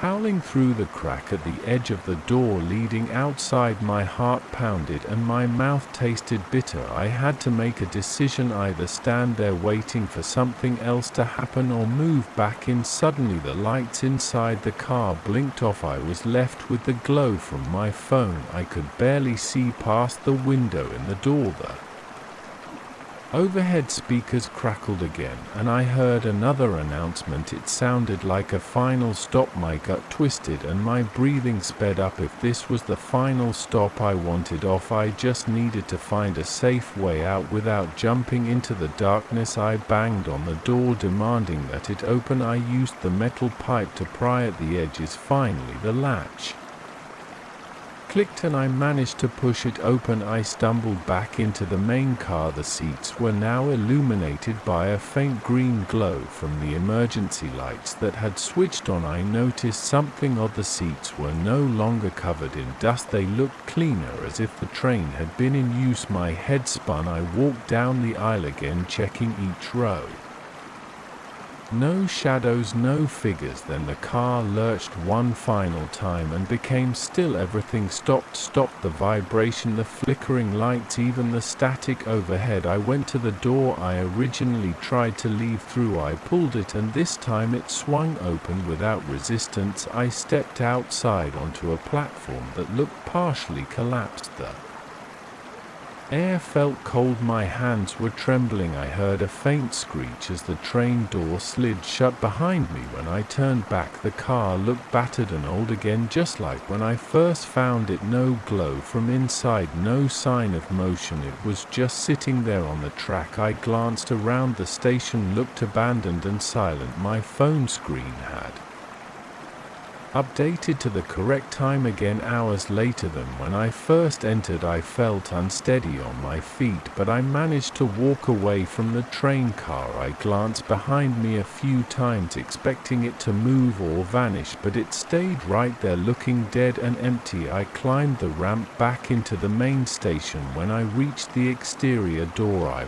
was Surprised it wasn't jammed, it opened easily outside. The rain had stopped. The lot was just as broken and dark as when I first got there, but at least I felt safer. I rushed to my car, started the engine, and left. My hands were still shaking as I drove onto the empty road. I kept looking in the rear view mirror, worried I might see headlights from a phantom train behind me, but there was nothing except darkness and wet pavement. Once I got home, I sat in my car for a long time trying to stew my breathing. I didn't sleep at all that night. I still have no explanation. The station remains there, locked in its ruin, and that train car is probably still on that track. Sometimes I wonder if it was all in my head, but I felt every bump, heard every echo, and saw every flicker. I've told a few people about it, but they shrug it off. I haven't gone back. I have no desire to see if that train would take me somewhere else again. I'm done with that place. I have enough nightmare SES, and whenever I hear the faint crackle of static or the sound of distant tracks, I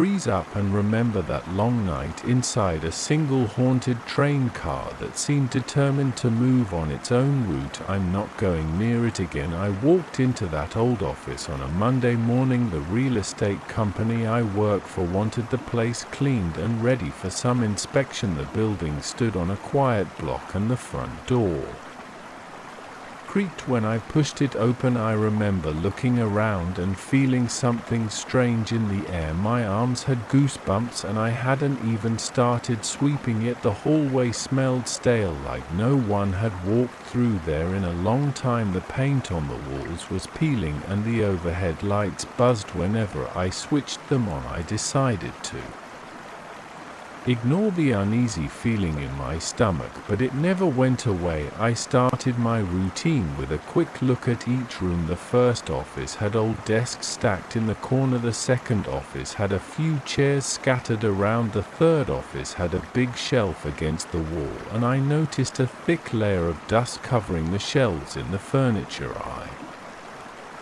coughed a couple of times. The air felt heavy. I opened a window, but it didn't help much. I saw dust motes floating in the sunlight. Each small speck drifted slowly, and my eyes started burning. After a few minutes in there, I remember thinking I should get a mask from my car, but I felt impatient. I just wanted to finish this job quickly. I grabbed a broom and started sweeping the hallway, then worked my way into the first office. As I moved the broom back and forth, I heard a soft vibration in the air. It wasn't a loud noise, it felt more like a low hum in the walls. I stopped sweeping for a moment and listened. The hum disappeared, so I shrugged it off and got back to work. When I swept the dust into a pile near the door, I glanced at the surface of an old wooden desk. The dust clumped together in a shape that made me pause. It looked like a face staring at me with faint outlines where the eyes and mouth should be. My heart rate shot up for a second,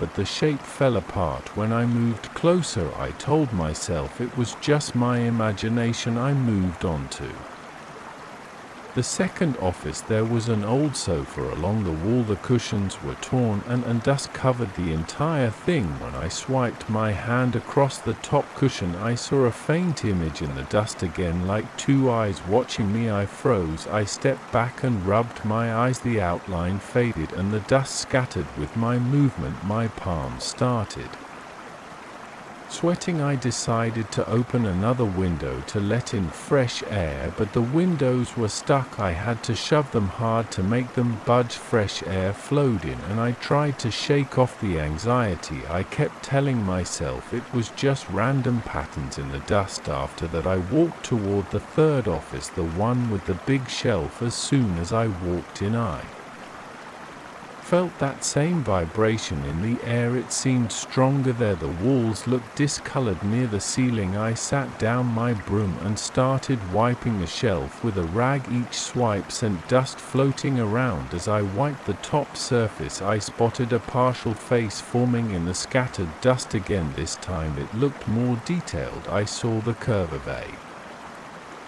forehead and part of a nose. I felt my throat tightened and I backed up a step. My breathing sped up and my hand shook a bit. The face disappeared when the dust settled. I tried to distract myself with my phone. I wanted to take photos of the rooms before and after cleaning. That's part of the procedure sometimes, especially with older properties. I snapped a few shots in the first 2 offices without a problem. Then I took a picture of the shelf on my phone screen. The image looked blurry, like the camera couldn't focus. I tried again. The second photo showed a twisted shape where the dust had been. It looked like a distorted expression of pain, maybe anger. The details on the shelf appeared wavy, and the edges of the photo were dark. I felt a chill run down my spine. I checked my phone's lens and saw no dirt on it. I took more photos around the room, but every single one looked distorted in a strange way. I left that office and took a short break in the hallway. My breathing was unsteady and I felt sweat rolling down my forehead. I leaned against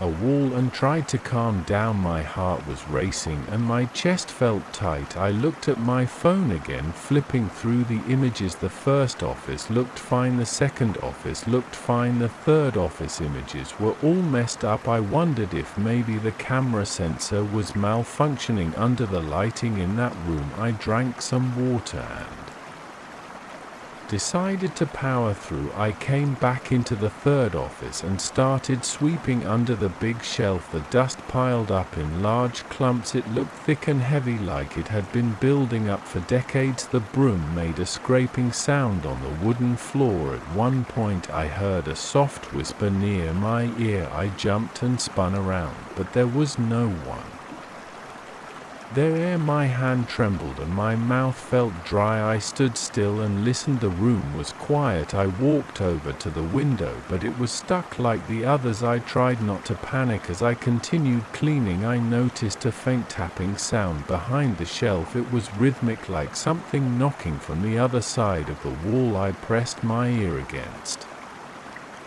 the wallpaper, but the sound stopped. My stomach churned. I felt a headache forming. I couldn't pinpoint what was happening, but I felt a strong urge to get out of there. I checked the time on my phone. I had only been there for about 2 hours, and I still had the rest of the office to clean. I considered leaving and coming back another day, but I hated the idea of dragging this out. I moved on to the next room, which was smaller. There was a single filing cabinet and a broken computer desk. The dust on the filing cabinet door seemed to shift whenever I looked away. I thought it was a trick of the light. I wiped the cabinet with a damp cloth. The dust clung to the cloth in thick layers. My nose started itching. I sneezed a few times and my eyes teared up. As I turned to throw the cloth into a trash bag, I saw a shape on the filing cabinet door. It looked like a face again, but more pronounced. This time the eyes were narrowed and the mouth was open. It was gone in a second, but my heart thumped hard in my chest. I took out my phone and tried to film the cabinet. The video flickered and showed static lines across the screen. After a few seconds the screen froze and my phone restarted by itself. I stood there confused. I rubbed my forehead, feeling a slight headache. The back of my neck felt damp with sweat. I slid my phone into my pocket and finished cleaning the cabinet as fast as I could. My hands wouldn't stew. Shaking. Around noon I decided to eat a quick lunch in the hallway. I unwrapped a sandwich and drank more water. My throat felt scratchy and my head pounded. The entire building was silent except for the faint hum I heard earlier. I couldn't figure out where it was coming from. Sometimes it sounded like it was right behind me, other times it felt like it was coming from the floor. I kept looking over my shoulder. Every few seconds I finished half of my sandwich and tossed the rest in a bag. I wanted to finish the job fast and get out. I returned to the third office to clean the floor and baseboards. As I kneeled to scrub a stubborn stain near the corner, I sensed movement in the dust around me, the particles on the floor started shifting on their own, forming small shapes. I leaned closer, and they formed a faint outline of a face near my knees. The eyes were slanted, and the shape seemed to flicker in place. My chest felt tight, and my breathing got shallow. I scrambled back, bumping into the shelf behind me. A few boxes fell off the shelf and hit the floor with a loud thud. Dust rose in a cloud, and the entire room felt electrified. My ears rang. For a moment I stood, my legs shaking, and stared at the new dust cloud swirling in front of me. Several shapes formed in the cloud. I saw multiple faces. Some looked angry, others looked sad. All of them seemed to stare at me. My stomach twisted, and I felt a jolt of adrenaline in my arms. I yelled out, "Stop," without thinking, as if I could command dust to stop moving. The shapes flickered and dissolved. When the dust settled, I felt a pang of relief, but my skin was clammy and my heartbeat refused to slow down. I grabbed my phone again, determined to document what was happening. I switched to video mode and aimed at the shelf. As soon as I hit record, I heard static in my earbuds. I had them draped around my neck, not playing music at the moment. The phone screen glitched with colorful lines, then a sharp squeal pierced the air. It hurt my ears, and I almost dropped the phone. I managed to stop recording, but my phone froze again. I pressed the power button until it rebooted. I checked my gallery, but the video file was corrupted. I couldn't think of a logical explanation for the dust-forming faces or the camera malfunctions. My shoulders felt tense and my lower back started aching from the stress. I decided I needed to gather my equipment and finish the last few tasks quickly. Dust a few broken chairs and some sealed boxes. I started sweeping the floor. The dust formed a small pile, but I kept my eyes on it, worried I'd see another face. I did. It appeared near the top of the dust pile. A quick flicker of a mouth twisted in anger. My breathing got shallow, and I slammed the broom handle down. The shape scattered. Suddenly the overhead bulb went out, leaving me in near darkness. I stumbled forward and nearly tripped over a box. I fumbled for my phone's flashlight. When I turned it on, I saw dust swirling in the beam. I moved the light around, and the dust drifted slowly to the floor. I felt dizzy, like the air was pressing in on me. I hurried out of the closet. My shirt was damp with sweat. My legs felt weak. The hum in the wall sounded louder in that narrow space. It vibrated through my bones. I returned to the hallway and slumped against the wall. My breaths were shallow and my mouth tasted bitter from the stress. I told myself I had done enough cleaning. The important areas were handled. I gathered my supplies, shoved them into a bag, and headed for the exit. As I reached the front door, I looked over my shoulder one last time. The corridor stretched out behind me, dimly lit. I saw a small swirl of dust near the far end, and it looked like a partial face. I heard a quiet sigh echo through the hallway. My entire body tensed, and I rushed outside. Once I was outside, the sun felt harsh on my eyes. The wind hit my face,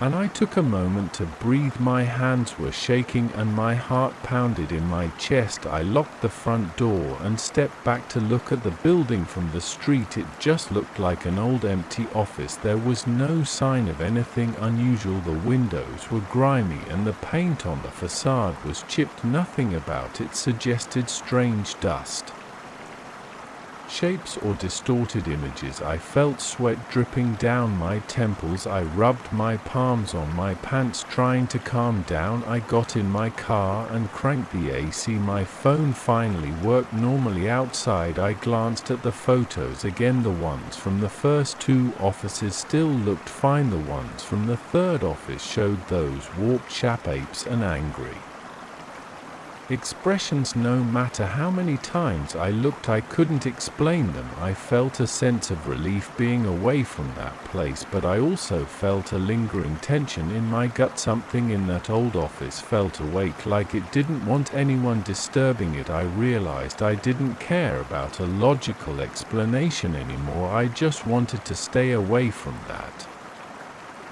building. My entire body was sore and my eyes burned on the drive back. I kept checking my rearview mirror. I half expected to see faces forming in the dust on my dashboard, but the car stayed normal. My breathing eventually steadied, but my muscles remained tense the whole ride. When I got home, I left my cleaning supplies in the trunk and went straight for a shower, hoping the hot water would wash away that feeling of being watched. I stared at the bathroom tiles and replayed everything in my mind. I decided I would talk to my boss the next morning and maybe get someone else to handle any remaining cleaning tasks. I never went back to that old office. I finished my report, turned over the keys, and told my boss that place was ready for inspection. I didn't tell him about the faces or the weird camera distortions. I just said it was dusty and the lighting was poor. I didn't want any questions. Sometimes I look at those photos on my phone and wonder what was really happening in there. I still can't figure it out, but I remember the feeling of that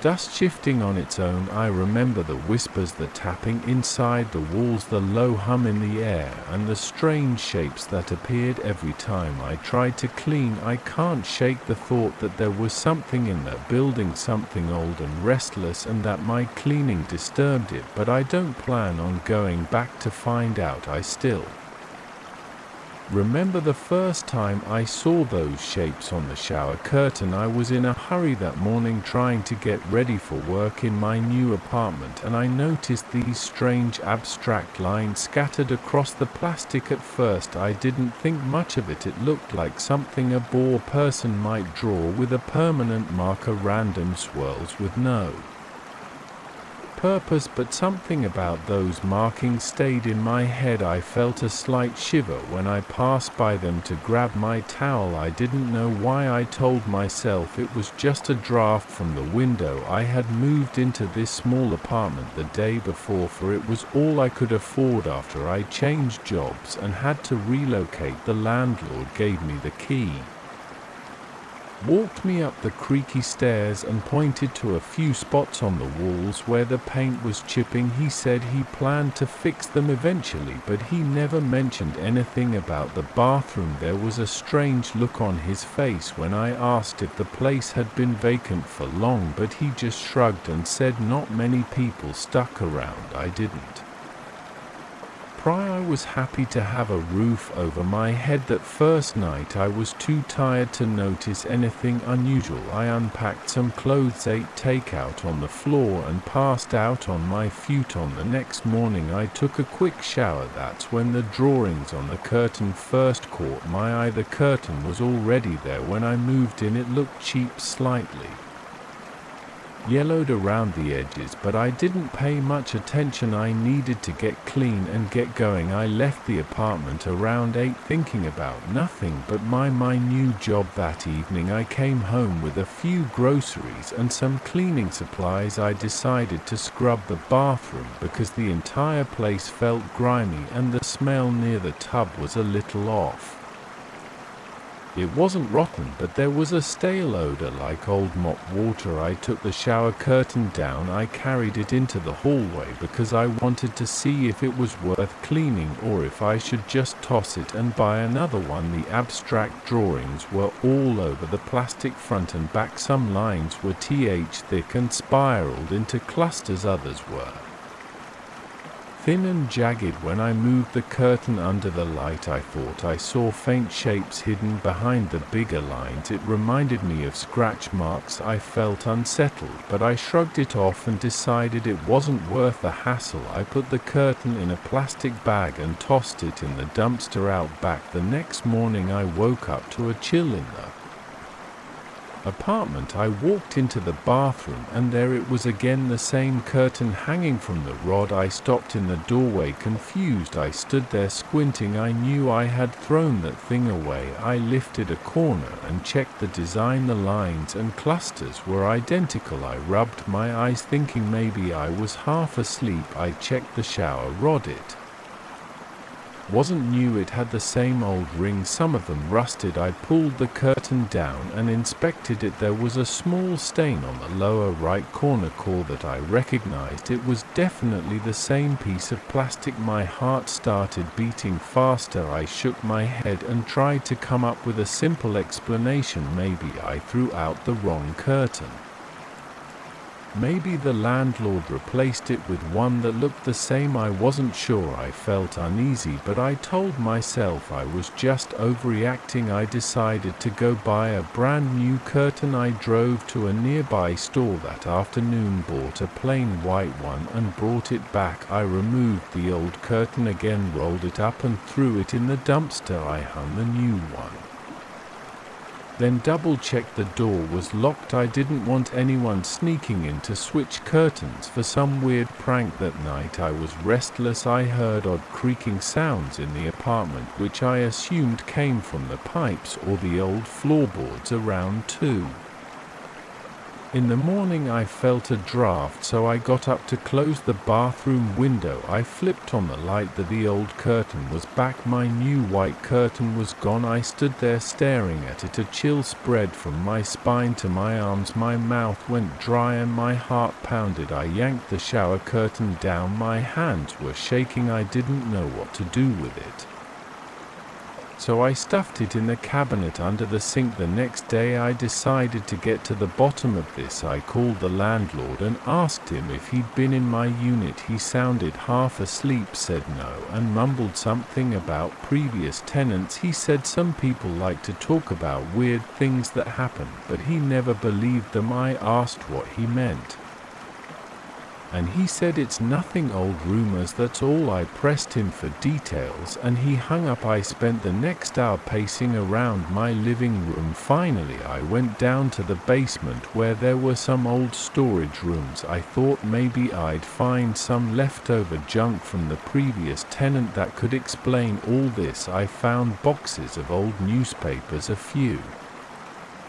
old chairs and some dusty lamps. No sign of anything that looked connected to my shower curtain. Over the next few days I tried to ignore the problem. I used the new curtain I bought, but whenever I showered I felt uneasy. I noticed odd shadows on the walls. I noticed the temperature in the bathroom felt colder than the rest of the apartment. One night I saw a flicker of movement through the steam. I jerked around. Nothing was there. I stepped out of the tub and I saw water drops forming patterns on the tiles. I wiped them away, but they kept forming. My skin felt clammy and I kept glancing at the cabinet under the sink. I knew that old curtain was still in there. A few nights later I couldn't sleep.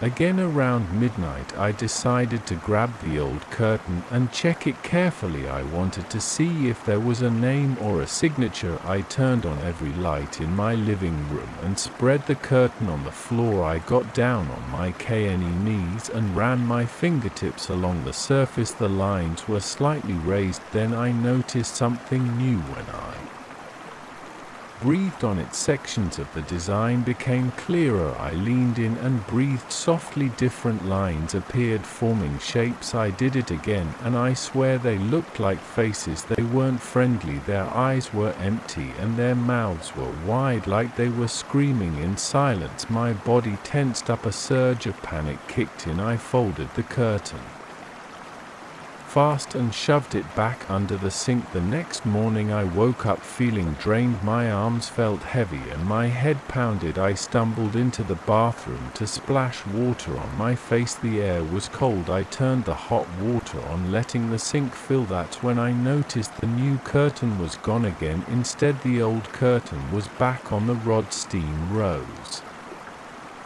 from the sink and I saw the lines shift on the plastic like they were alive. I backed out, turned off the faucet and closed the bathroom door. I took a few deep breaths and opened the door again. The lines were still there, but they weren't moving. I felt lightheaded. I needed fresh air, so I grabbed my coat and left for a walk. I ended up at a local cafe while sipping coffee. I looked up any history about the apartment building. I found a few references on a local forum. One person mentioned a tenant who used to talk about washing spirits away in that building. Another person claimed they heard weird sounds in the pipes whenever they turned the hot water on. I scrolled through old posts until I came across a rumor that someone had practiced spiritual washings in the exact apartment I was renting. There weren't any graphic details, just talk of rituals in the bathroom. I felt a cold sweat on my forehead. My stomach felt tight. I realized I had to figure out a way to get rid of that curtain for good. I went back home with a plan. I wrapped the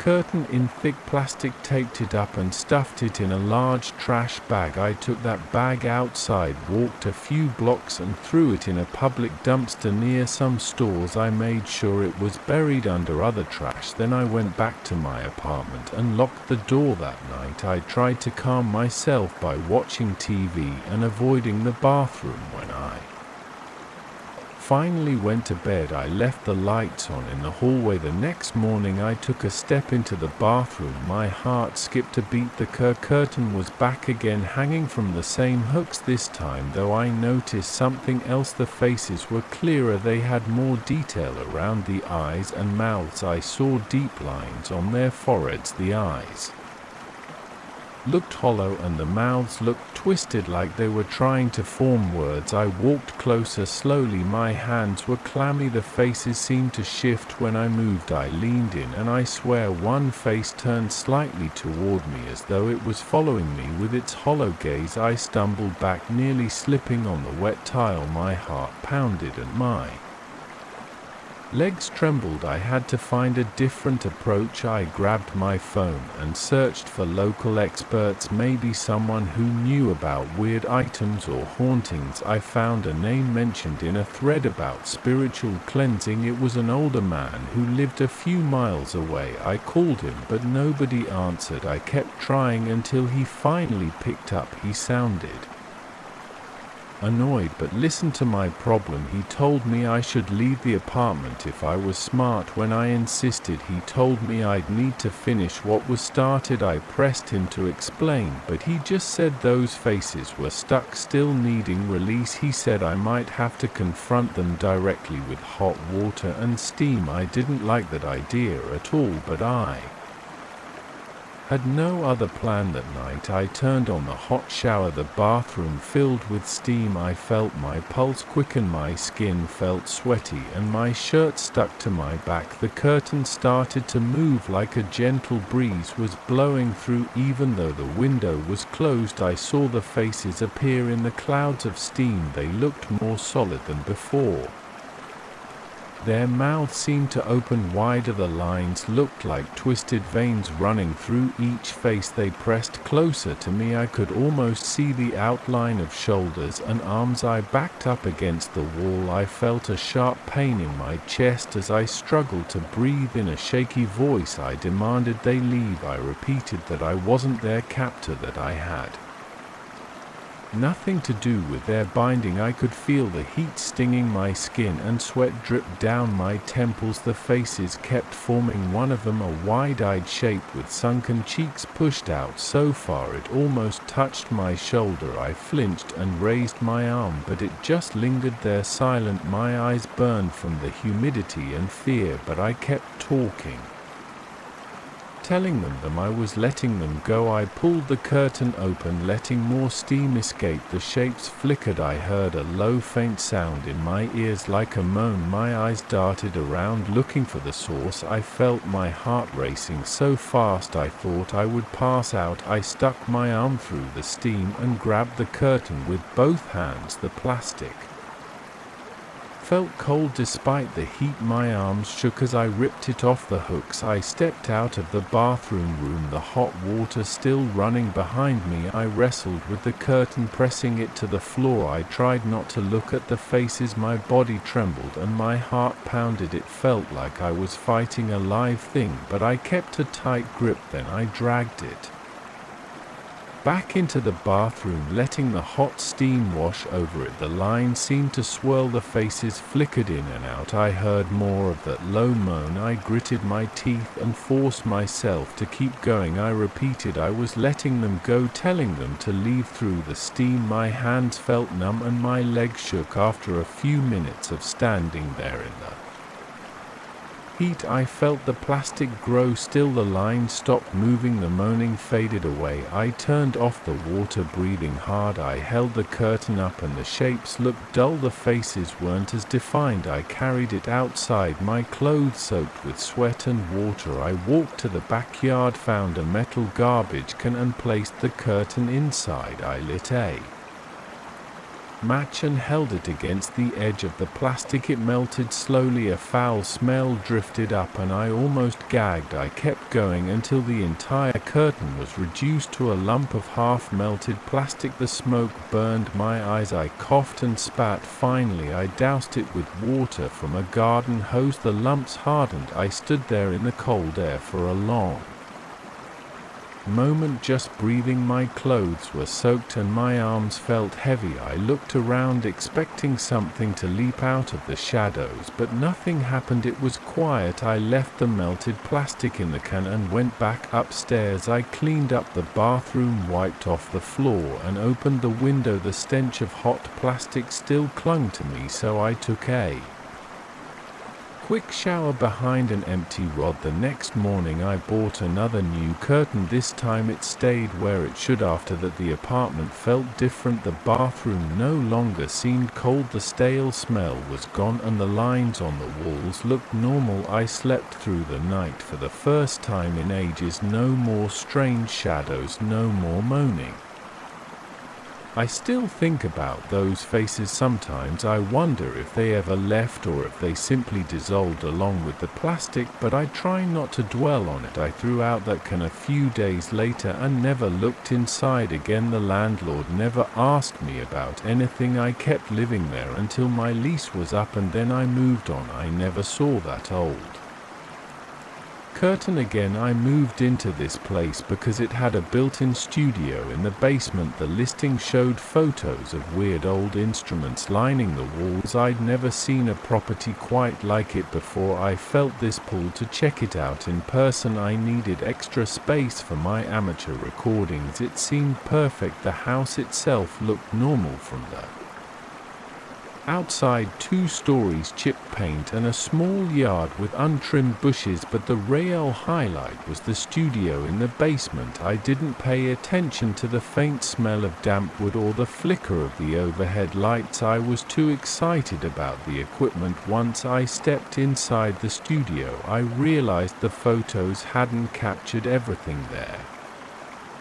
were instruments I couldn't even name. Some looked like old string instruments from distant countries. A few were brass but shaped in ways I'd never seen before. One corner had something that looked like a small organ. There were also drums with cymbals carved into their shells. Everything smelled like dust and old varnish. There was a set of guitars hanging on the wall and each had a distinct look. One had a fretboard made of some dark wood and the body looked uneven as if someone carved it by hand. Another had strange metal inlays along the neck. I remember running my hand over its strings and feeling a kind of static under my fingertips. It was barely noticeable, so I thought it might just be static electricity in the dry basement air. I brought in my own gear the next day. I had a basic laptop, an audio interface and a few microphones. I also dragged in some cable stands and a small keyboard I'd saved up for. I wanted to test everything right away, so I plugged in one of the old guitars and strummed a simple chord. The sound that came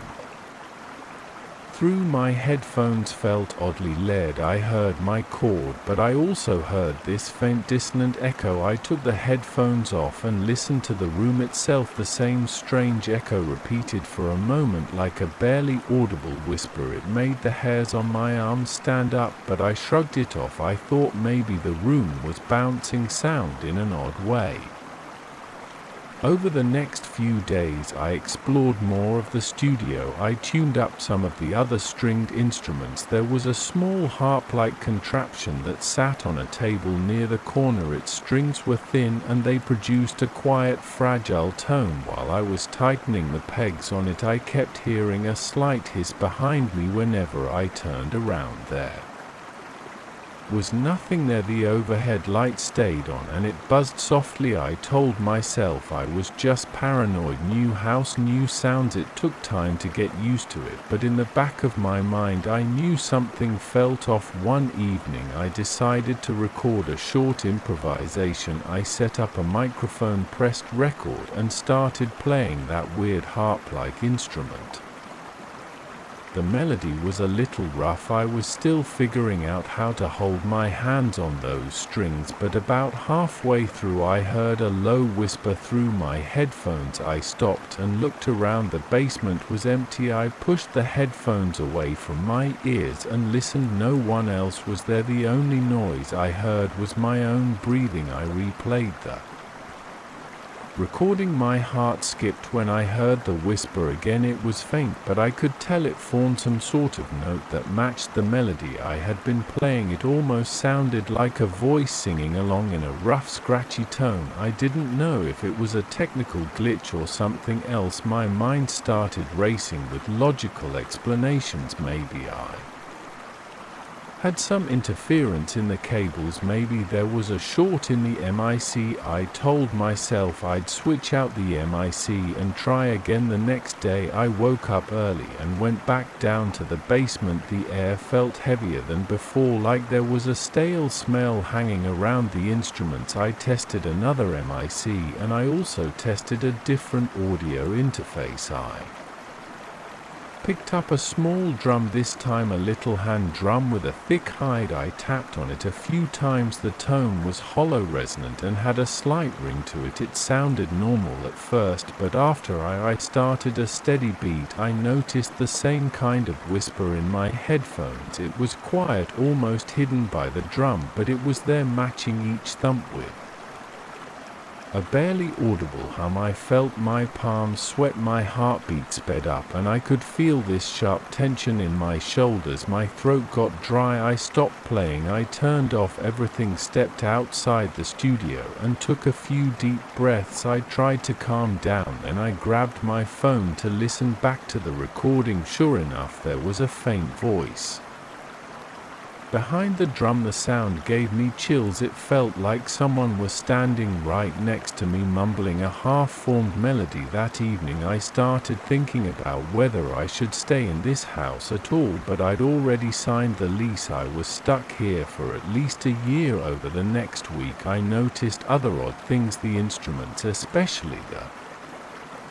guitars, always seemed a little more in tune. Whenever I walked into the studio, I'd leave a guitar slightly out of tune on purpose, but when I came back it was perfect. I thought maybe I was forgetting that I'd tuned them. I also heard faint squeaks and creaks at night, like something was moving around in the basement. I kept the studio door locked, but I still heard these random sounds. One night I woke up to the faint strum of a chord. I ran downstairs with a flashlight but found nothing unusual. The guitars were still on the wall hooks. The keyboard was off. The basement lights were out, so I flipped them on, looked around and saw no sign of anyone, but the air had that heavy feeling again. I decided to try to capture some video footage. I set up a camera in the corner of the studio, pointed at the instruments. I left the lights on low and hit record. I went to my bedroom, closed the door, and tried to sleep. In the morning I checked the footage for the first hour. Nothing happened. Then around 2 a.m.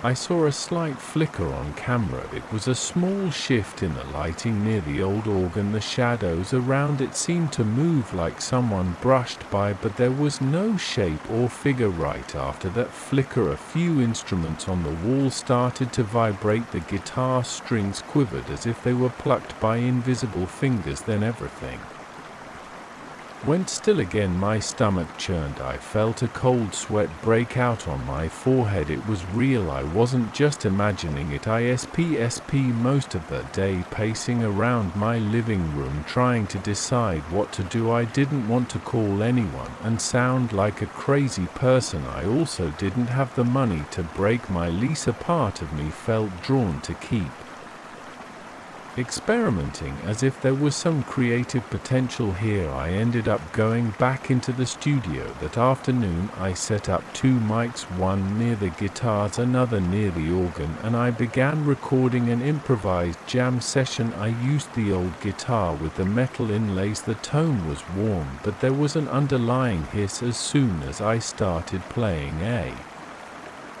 slow progression. I heard a whisper again, this time a bit clearer. It was following the notes. My heart pounded, but I kept playing. I wanted to see what would happen. The whisper grew louder, layering on top of my notes, almost like a second instrument. When I stopped playing, the whisper hung in the air for a moment. My hands shook as I set down the guitar.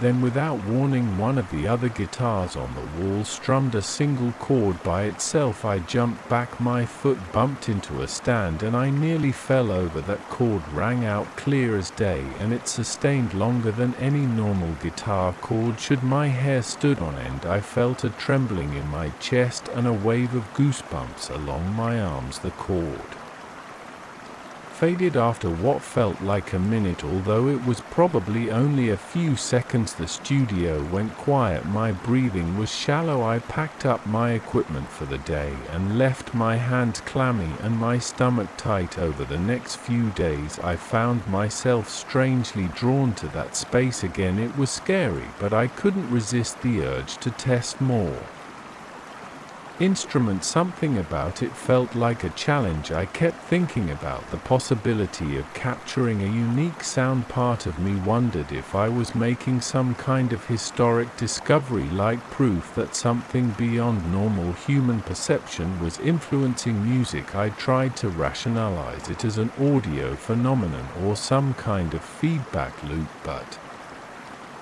the more I recorded, the more these voices appeared. They never sounded like any living person. They were always slightly off-pitch, like they were trying to mimic the notes but couldn't get them perfectly. One night I was playing that small harp-like instrument again when I noticed that multiple voices were joining in. They were quiet, but I could hear at least 3 distinct tones. They moved in and out of harmony, creating this eerie chord progression. My breath hitched, my fingers felt stiff, but I forced myself to keep plucking. I wanted to hear the pattern. I thought maybe it would fade out if I stopped. The voices grew in volume, pressing against my ears, almost drowning out my own playing. Then one of the drum heads let out a low rumble. Even though I wasn't touching it, a string from the organ snapped with a sharp twang. I jumped and my knee banged into the table. That ended my session right there. I turned off everything and sat on the chair, breathing hard, trying not to panic. After that, I got nervous that things might escalate. It felt like that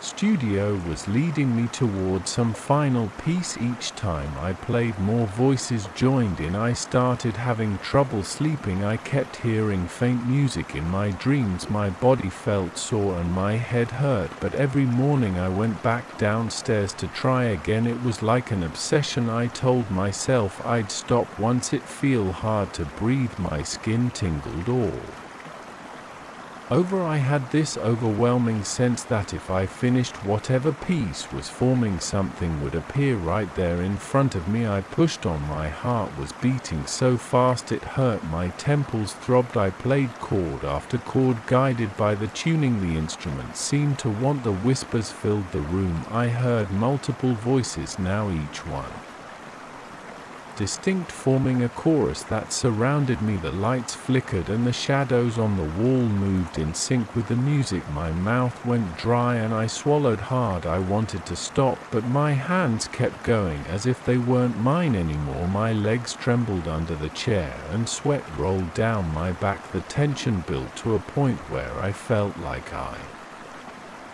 might faint. Then right when the music reached a peak, I forced myself to yank my hands away from the strings. The voices lingered for a second, echoing the final chord, then everything went silent. No hum, no whispers, no strange tuning. My breath came out in a loud gasp, and I realized I'd been holding it. My heart pounded against my ribs, and I wiped sweat from my forehead. The overhead light flickered one last time and then stayed steady. The instruments didn't move. I let out a shaky laugh, but it was more of a panicked exhale. I knew that if I had pushed any further, something would have come through. I could almost sense a shape forming in the air, but I stopped in time. I reviewed the footage later, and most of the audio was garbled with static. Once the voices started, the camera kept trying to focus, but there was nothing in front of it. The instruments, though, clearly vibrated on their own. I could see them move in the video. That was enough proof for me that I wasn't imagining things. I haven't tried to finish that piece since. The instruments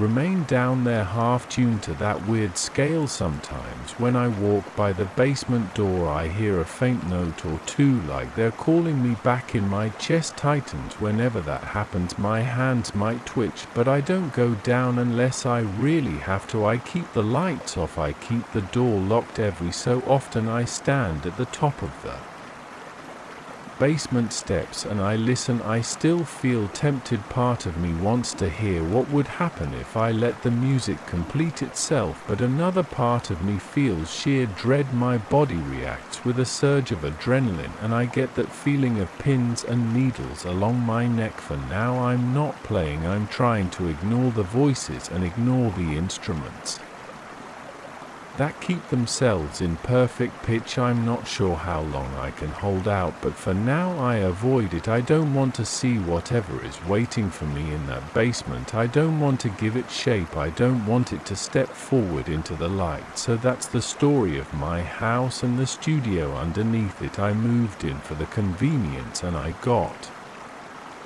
something else entirely. I record regular music upstairs in my living room, now using just a small rig and my laptop. It's not the same as having a full studio, but I feel safer. The basement is always there, though sometimes I think I hear a small chord or a light hum drifting up through the floorboards. When that happens, my heart picks up speed, and I walk outside for fresh air. I try not to linger in the yard for too long because I can still feel that pull from the basement window. It's like it's challenging me, reminding me that the final notes are still missing. If I ever play them, something will show up, and I'm not ready to find out what it is. I still remember the first time I walked into that basement. I didn't feel any wind on my face, but I heard these tiny bells rattling against each other. It was the kind of sound that makes you pause and check if you're imagining it. I wasn't. The noise came from the ceiling, where dozens of bells hung from old wooden beams. Some were brass, some were steel, others looked like ceramic. They were spaced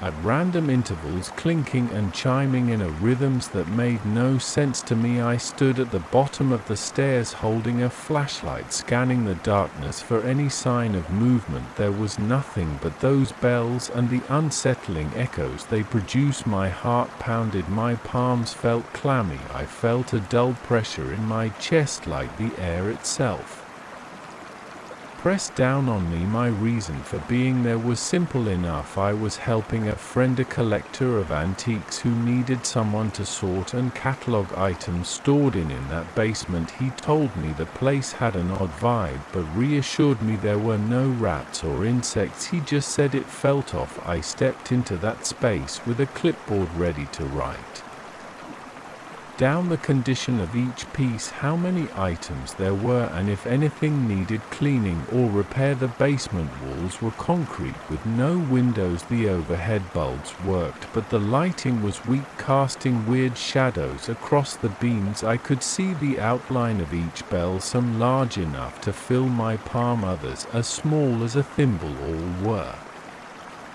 suspended from hooks or strings. None looked dusty, which was strange for a basement filled with old furniture and crates. They looked polished, as if someone had been taking care of them. I did my best to ignore the bells at first. I wrote down the condition of a few pieces of furniture, opened a crate to see what was inside, and found nothing interesting there, just old plates. When I moved to the next corner, I heard a clear ring overhead. I froze. It sounded like one of those fancy restaurant bells, the kind you tap with your finger, but I hadn't touched anything. No breeze came through. I stood still listening. The bell rang again, then a second bell joined in with a higher pitch. I looked up and saw two bells swinging gently as if a light gust had moved them, but I didn't feel a thing on my skin that first night. I tried to shrug it off. I kept telling myself it was just some weird draft, maybe the ventilation system was on, or maybe the temperature changes caused some airflow. But as I stood there, the bells started ringing in a pattern. It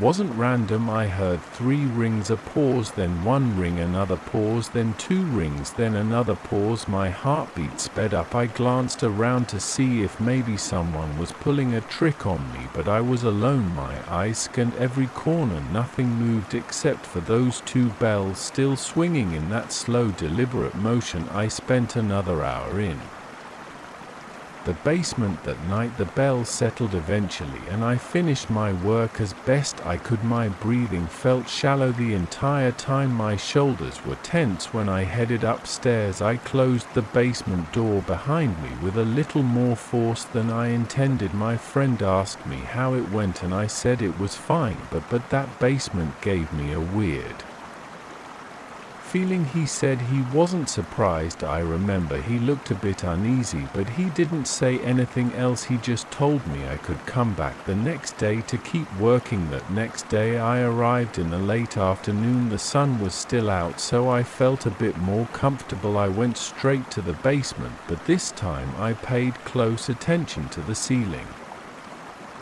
I wanted to understand how these bells were arranged. I saw thin wires running across some beams. Other bells hung from fishing lines or thick cords. No 2 bells looked the same. Some had tiny inscriptions I couldn't read. One looked like it was made of some dark metal with dents and scratches. Another seemed to be some kind of silver alloy. They all had different shapes, some elongated, others round. While I examined them, I noticed a small shelf near one of the columns. There were old notebooks there, stacked with care. I picked one up and flipped through the pages. They were full of symbols and sketches of bells. I saw lines that looked like wave patterns and random letters that formed no words. At the top of one page there was a heading, communication attempt number 7, that made me pause. I flipped more pages and saw references to spirits and contact on the other side. I'm not the type of person who gets excited about supernatural stuff, but it felt unsettling. I kept reading until I found repeated references to these bells. The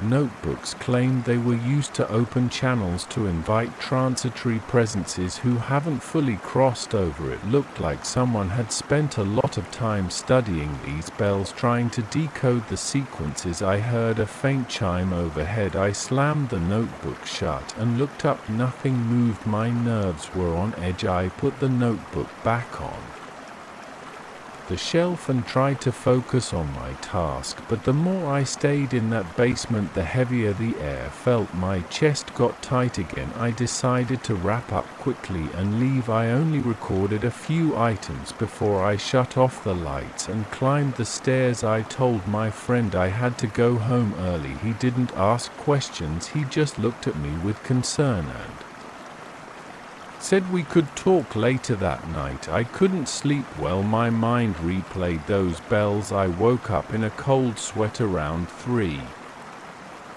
In the morning, my heart racing, I sat on the edge of my bed trying to calm down. My thoughts wandered to those notes, communication, spirits, transitory presences. I kept telling myself it was all nonsense, that there had to be a reasonable explanation, but I couldn't shake the unease. The next day I returned to the house with a plan. I would stay in that basement late into the night and see if I could figure out what was causing the bells to ring. I didn't tell my friend my plan. I just said I would be working late. I went down after dinner armed with a flashlight, a voice recorder and a notepad. I set my phone to record audio to the basement. Was quiet for the first hour. I shuffled some crates around, checking for any drafts or hidden vents. I saw no evidence of any mechanical device or strings that might move the bells. The place looked totally normal aside from the weird arrangement on the beams. I was about to give up, thinking maybe the bells wouldn't ring that night, when I heard it, a single soft ding to my left. I turned my flashlight and saw a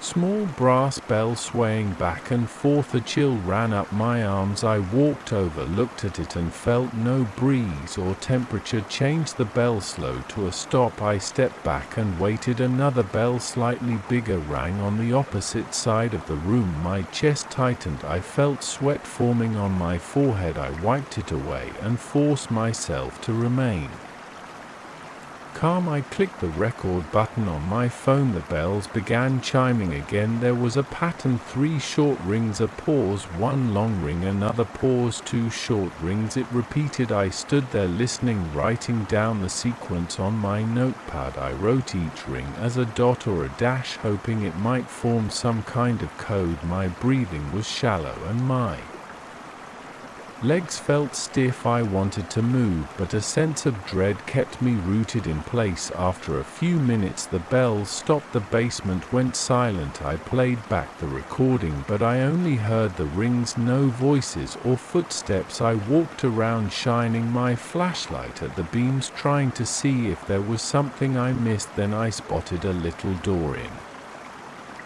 the far corner behind a stack of broken chairs. It looked like a crawl space. I hadn't noticed it before. I moved the chairs aside and tried the handle. It opened. Inside was a small compartment lined with shelves full of more bells, all wrapped in cloth. Some shelves held more notebooks and scraps of paper. I grabbed one of the notebooks and flipped through it. On the first page it mentioned ongoing attempts to reach them. The writing included diagrams of the basement ceiling with marks indicating positions of each bell. I felt a pressure on my chest again. My stomach churned. I didn't want to be there anymore, but I was too curious to walk away. I read more lines: no recorded deaths, but presences undeniable. These bells serve as conduits. They respond even when no breeze is present. The patterns suggest intelligence. They are trying to reach out. I put the notebook back and stepped away.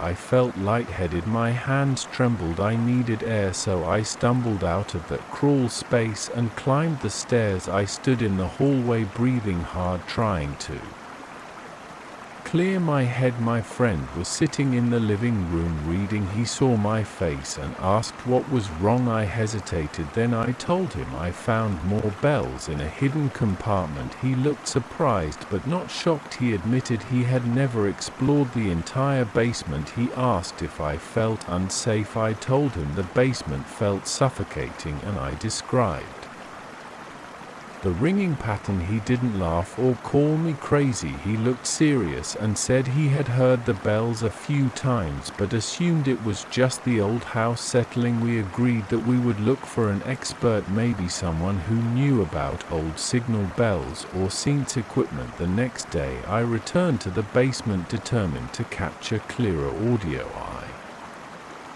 set up my phone in the center of the room and started recording. I walked around tapping beams to see if they were loose or if there was something that might make the bells move. Everything looked solid. After about 30 minutes a single bell started ringing again. I rushed to my phone to make sure it was recording. Then a second bell joined in. Then a third my heart pounded. The sound was almost hypnotic, but I forced myself to focus on the pattern. I wrote it down again, 3 short, 1 long, 2 short. I repeated those marks in my notepad, hoping I could translate them. During this sequence, my mind wandered to the notes about entities that weren't really dead but stuck between dimensions. I hated the idea, but it started making some sense. Maybe these bells were set up as a kind of invitation. Whoever used to own this place might have believed they could speak with these entities. As I stood there, I couldn't see any figures or shadows beyond the beams. There was only the sound of metal and ceramic hitting each other. The tension in my neck grew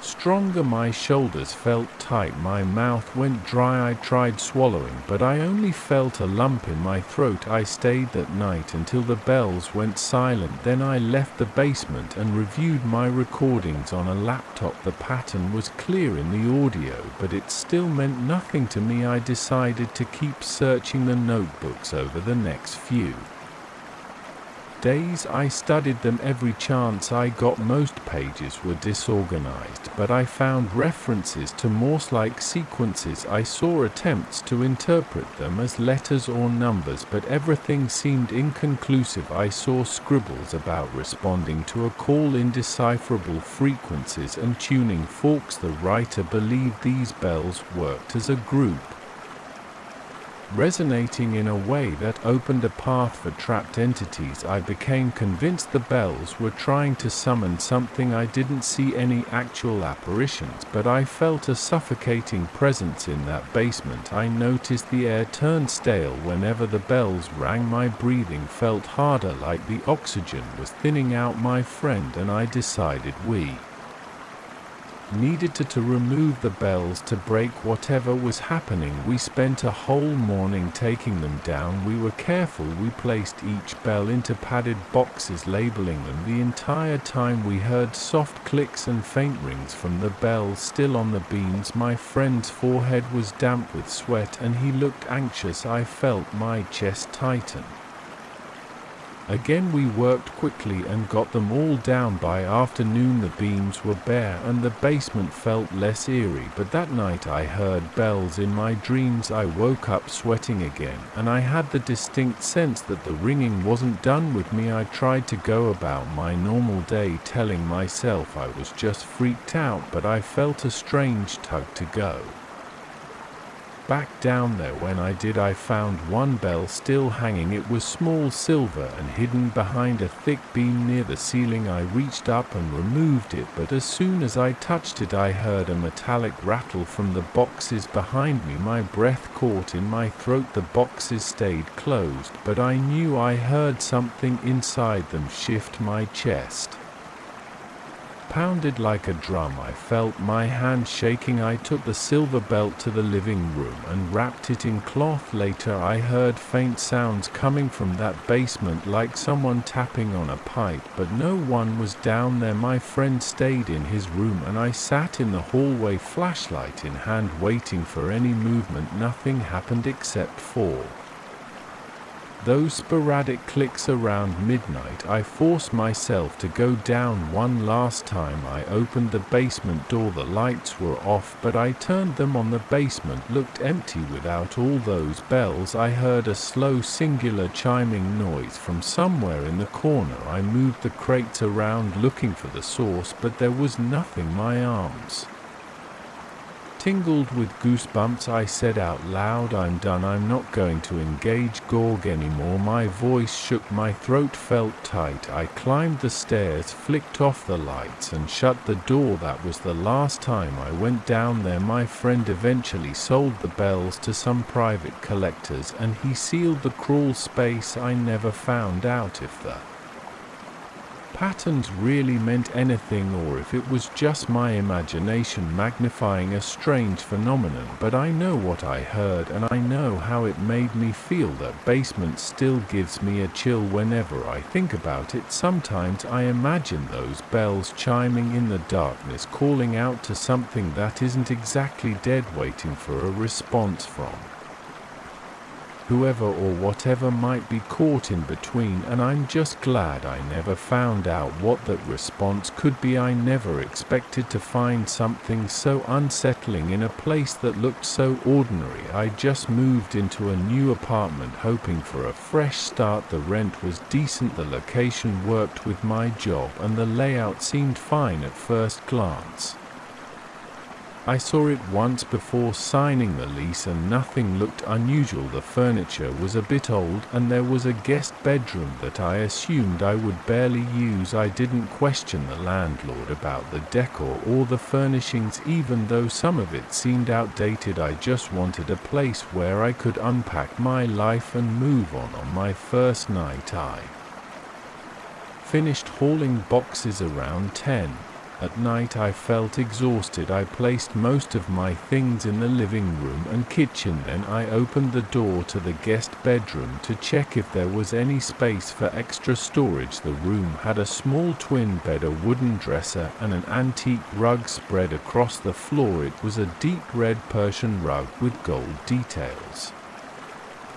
It looked worn but still sturdy. I thought it added some character to an otherwise bland room, so I left it there and figured I'd deal with it later. I went to sleep in my own bedroom that night. I was too tired to notice anything, but the next evening after work I decided to have a real look around. I wanted to see if there were any hidden issues.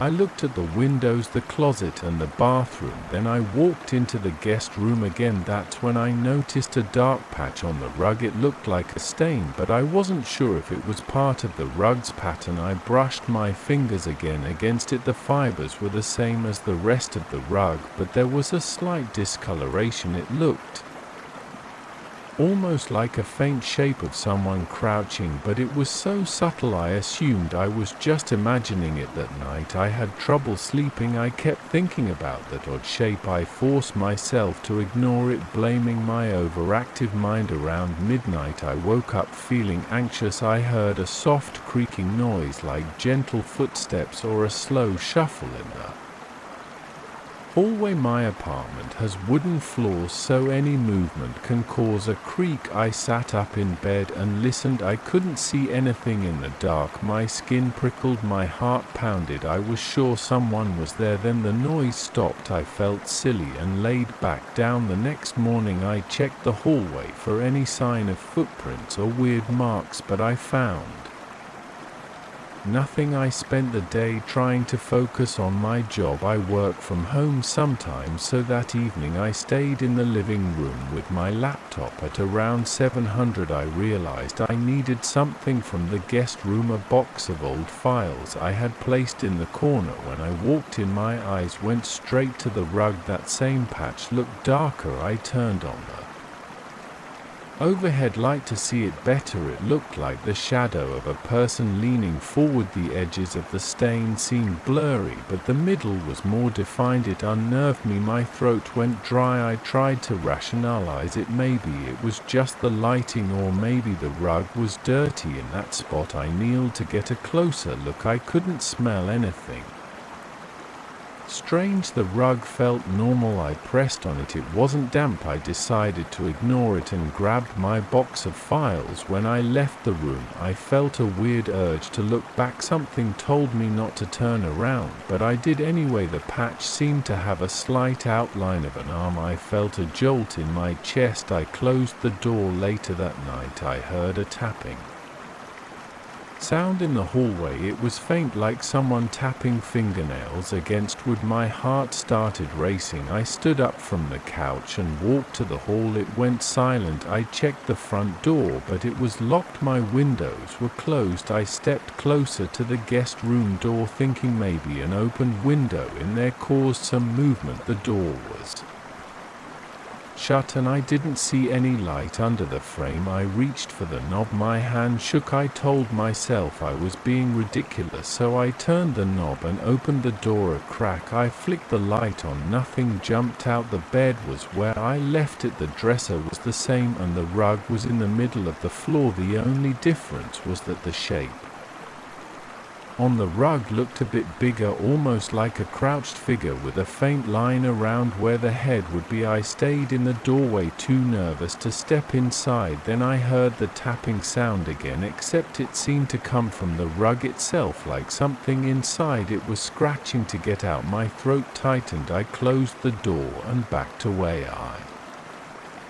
spent that night on the couch with the TV turned on for some background noise. I wanted to drown out every small creak and shuffle. When I finally drifted off, I had a dream about something calling me from across the room. The voice was muffled. My chest felt heavy. I saw a shape on the floor beckoning me. I woke up with a jolt, breathing hard. I was covered in sweat. The apartment was quiet, but I felt watched. By the next day, I decided that rug had to go. I rolled it up and dragged it into the hallway. It felt heavier than I expected, almost like it didn't want to move. My arms strained, my shoulders burned. I finally got it out into the main corridor. I left it there and went back into my apartment.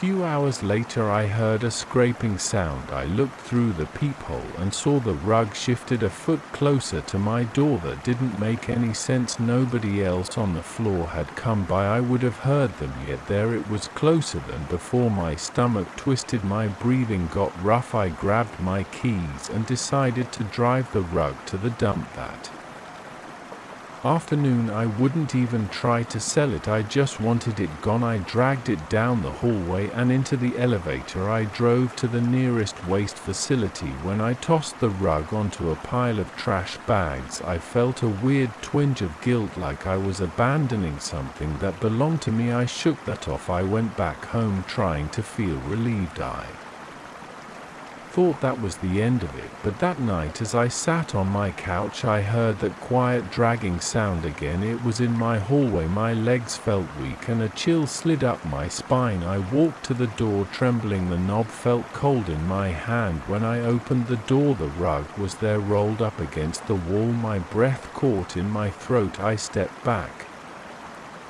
Then I leaned forward to touch it. It felt solid and real. I didn't know how it came back. I couldn't explain it. I stared at it for a long time, feeling my heart hammering in my chest. Then I forced myself to drag it back into the apartment. I left it by the front door, planning to figure out a different way to dispose of it. That night I heard footsteps. They were soft, almost like bare feet, moving slowly across the wooden floor. I walked out of my bedroom and flipped on the hallway light. I saw the rug unrolled, leading from the front door to the guest room. That shape was spread out across it again, bigger than before. It looked like it was on all fours, reaching an arm forward. My entire body shook. I wanted to run, but this was my home. I moved toward it, keeping the hallway light shining on it. My breath was fast. I knelt down and tried to see if there was an actual figure there or just an image. The shape looked flat but dark, like a stain. As I hovered my hand over it, I felt a slight coolness coming off the surface. Suddenly I heard a creak by the guest room door. I jerked my head up and saw a shadow pass along the wall. I jumped back and my hand grazed the rug. My skin felt clammy and a cold wave passed through my arm. I yanked my hand away and scrambled up, backing toward my bedroom. I grabbed my phone, thinking maybe I should call someone, but I didn't know who to call. The landlord, the police? None of that made sense. What would I say? That a rug was haunting my apartment? I decided to sleep with my bedroom door locked and a chair braced under the doorknob. I shut off all the lights, hoping I could just ignore everything for the night. At around 3 o'clock in the morning, I woke up to a deep sense of dread. I stared at the door. I heard slow scraping sounds on the other side, like someone sliding their palms across the wood. My heart pounded and I felt sweat beating on my face. My mind was racing. I waited, listening to every faint movement. Then it stopped. I didn't sleep for the rest of the night. When morning came, I opened the door slowly. The rug was back in the guest room, spread out perfectly on the floor. The shape looked even larger. I could see what appeared to be a hunchback and a faint outline of a head. I felt dizzy. My lungs felt tight. I took a deep breath and walked toward it. My legs shook, but I forced myself to keep going. When I got close, I noticed something like a hand extending from the shadow. It wasn't raised above the carpet. It was woven into the pattern, but it seemed to point toward me like it was reaching. I wanted to get rid of that thing once and for all. I marched to the kitchen, opened the cabinet under the sink, and grabbed a pair of heavy-duty scissors. I stormed back to the guest room, dropped to my knees, and started cutting into the rug. The scissors jammed after the first few cuts. The fibers felt thicker than they should. I put all my strength into it. The scissors snapped in half. I lost my balance and fell back. I crawled away, my chest heaving. The cut I made was small, maybe 2 in, but I saw threads fraying. A strange odor rose like dust and something stale, but it was more intense than old carpet normally smells. I felt panic building. I decided to try something else. I pulled out my phone and searched for an emergency junk removal or a local disposal service. I called the first number I found. They couldn't come that day, and even if they could, the idea of explaining the rug's weird behavior made me uneasy. I thought about dragging it to the street and leaving it for someone to pick up, but I was afraid it would just show up in my apartment again. That sense of dread kept growing in my gut. That evening I sat in the living room staring at the guest room door. It was closed, and I swore I could see the bottom edge of the rug sticking out a bit. There was a slight gap under the door, and I thought I saw a shadow moving back and forth. I got up, clenched my fists, and opened the door. The rug was lying there, the shape bigger than ever. It took up almost the entire center of the rug now, like a crouched figure with long arms. My throat felt tight and my eyes stung from not blinking. I stepped forward, ignoring the urge to run. I hovered my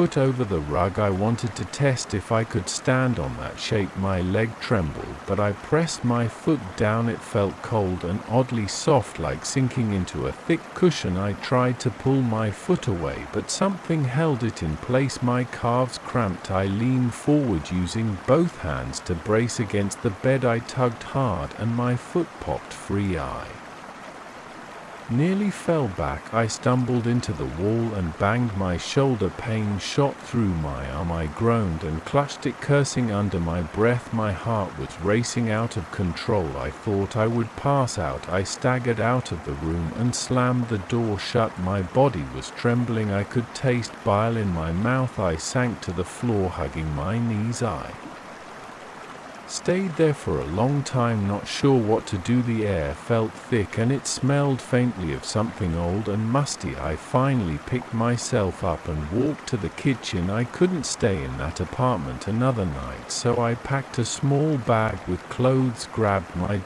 wallet and keys, and left. I locked the door behind me, but I sensed that it didn't matter. Took another step back. It slid again, a slow glide. I didn't wait anymore. I turned and ran for the door. I slammed it behind me and fled down the hallway. I didn't stop until I was inside the elevator. My hands shook as I pressed the lobby button. My shirt was sticking to my back with sweat. I had no plan. I just wanted to get away. So that's it. I'm telling you this from a friend's couch where I've been sleeping for a few nights. I haven't been back to the apartment since I told the landlord there was a problem with the furniture, but I didn't say more than that. I have no idea what's happening in there now. Maybe the rug keeps spreading that shape until it fills the entire space. Maybe it's just waiting for me to come back. All I know is I still dream about it. I wake up thinking I hear those footsteps in the hall or that tapping against wood. My foot still feels cold sometimes, like I never really got it out of that rug. I can't shake the feeling that it's calling me back, waiting for me to give in. I'm not going back, but I'm also not sure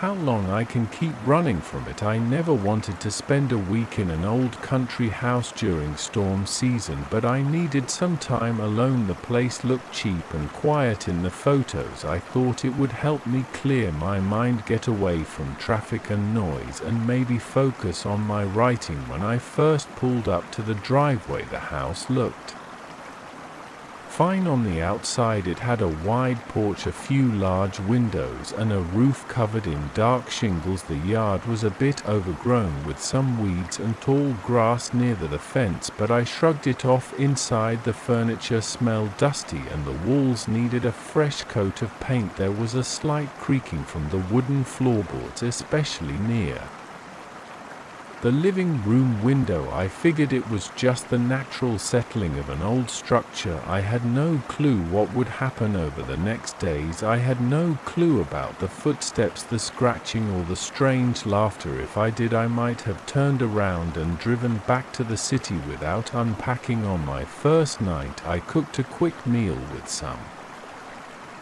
groceries I brought along. I boiled pasta, made a small sauce, and ate at a small wooden table in the living room. The overhead light flickered a bit, which made me uneasy, but I decided it was just faulty wiring. After dinner, I checked all the windows. I made sure they were locked, then headed to the bedroom at the far end of the hall. It was colder than I expected, so I turned on a small electric heater in the corner. Then I lay in bed and listened to the quiet. No cars, no sirens, just the gentle rustling of leaves outside. I felt relieved that it was peaceful, and I drifted off to sleep. Around midnight, I woke up because I heard a soft thump above my head. At first I assumed it was an animal, maybe a raccoon or something running across the roof. I rolled over and tried to ignore it, but the thumps turned into steady steps. I heard them tapping along the length of the roof right over the bedroom. They moved slowly, almost like a person pacing back and forth. I couldn't dismiss the sound. It felt too regular, too deliberate. My pulse quickened. I sat up,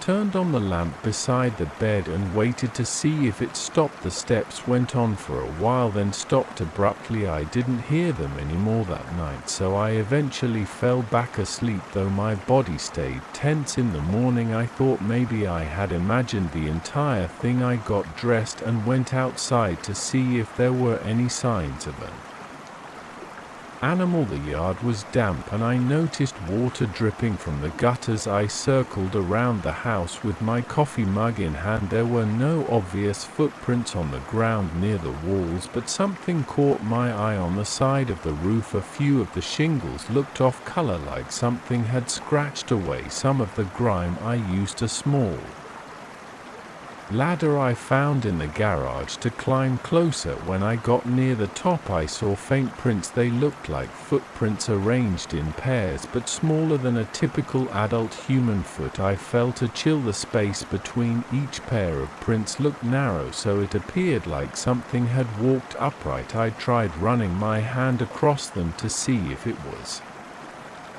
just discoloration. My fingers bumped against shallow grooves. I pulled back. Whatever made those marks had some kind of claws or sharp edges. I didn't know what to make of it. I climbed down carefully, feeling uneasy. I had the urge to drive away and never come back, but I told myself it must have been some weird animal that somehow stepped like that second night. I stayed up later. I read an old book I found in one of the living room drawers. It was a boring travel guide about local hiking trails, so it didn't distract me much. I kept glancing at the ceiling, waiting for sounds. By around 10 o'clock, I felt drowsy. I was about to turn off the lamp when I heard a faint scraping noise near the front porch. It sounded like nails dragging across wood. My heart kicked into high gear. I put on my boots and grabbed a flashlight. The weather was calm, so I stepped outside. The porch light was weak, so I aimed my flashlight around the wooden steps. Creaked under my weight. I didn't see anything unusual, just a few old chairs, some cobwebs. Then I heard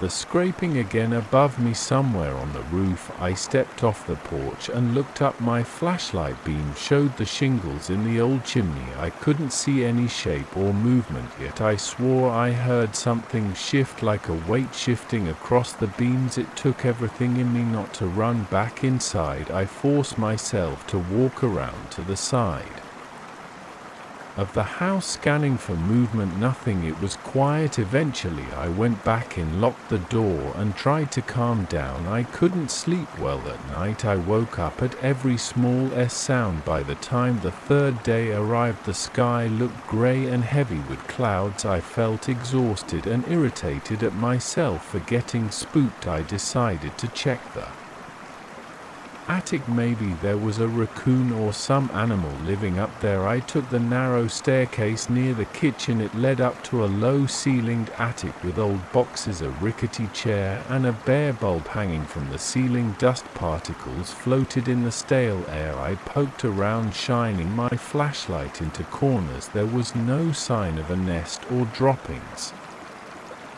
Everything looked dry, undisturbed. I moved along the beams to get closer to the roof. I tapped on a few boards with my foot, checking for holes or cracks. It all seemed intact. I couldn't explain the noises. I stayed there for at least half an hour trying to find any sign that an animal was nesting. I found none, so I went back down, feeling even more unsettled. My stomach felt tight and my shoulders HDHD from tension. That evening the weather shifted. Rain started to fall and the wind picked up. The house groaned a bit under the gusts. I paced around the living room, occasionally peeking through the windows, but the storm made it hard to see anything outside. Around 9, the power flickered, the lights dimmed twice, then came back. I decided to prepare some candles just in case. While rummaging in the kitchen drawers, I heard something odd, a muffled laugh. It sounded like a soft chuckle carried by the wind. I stood still, the hair on the back of my neck rose. I turned off the faucet and listened carefully. The rain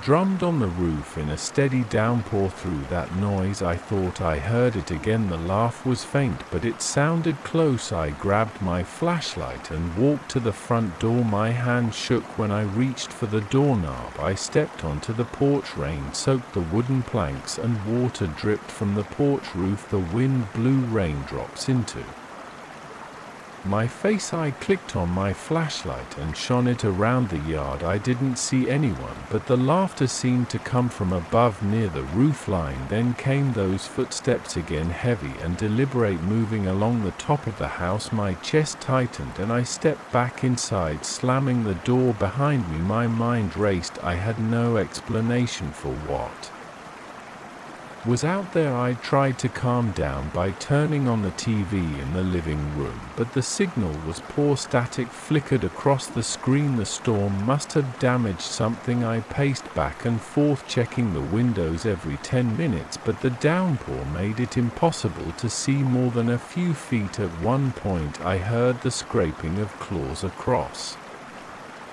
the rooftop. It sounded like the thing was circling. My heart pounded and I felt sweat on my forehead despite the cold air. I wondered if it wanted me to come outside. I wondered if it was testing me. Sometime after midnight the storm quieted. I sat on the couch with a small lamp turned on behind me. The air smelled damp and the rooms felt clammy. I considered packing up and leaving right then, but I was too rattled to drive in the dark on those winding roads. I was also stubborn. I wanted to figure out what was happening. I clenched my jaw and decided to wait until dawn. Around 1 in the morning I heard a squeak on the porch floorboards. It sounded like a footstep, but heavier than my own weight. My body tensed. I stood up, grabbed my flashlight again, and approached the front door. I kept the lights off inside to avoid alerting whoever or whatever stood out there. Carefully I peeked through a small gap in the curtain. The porch was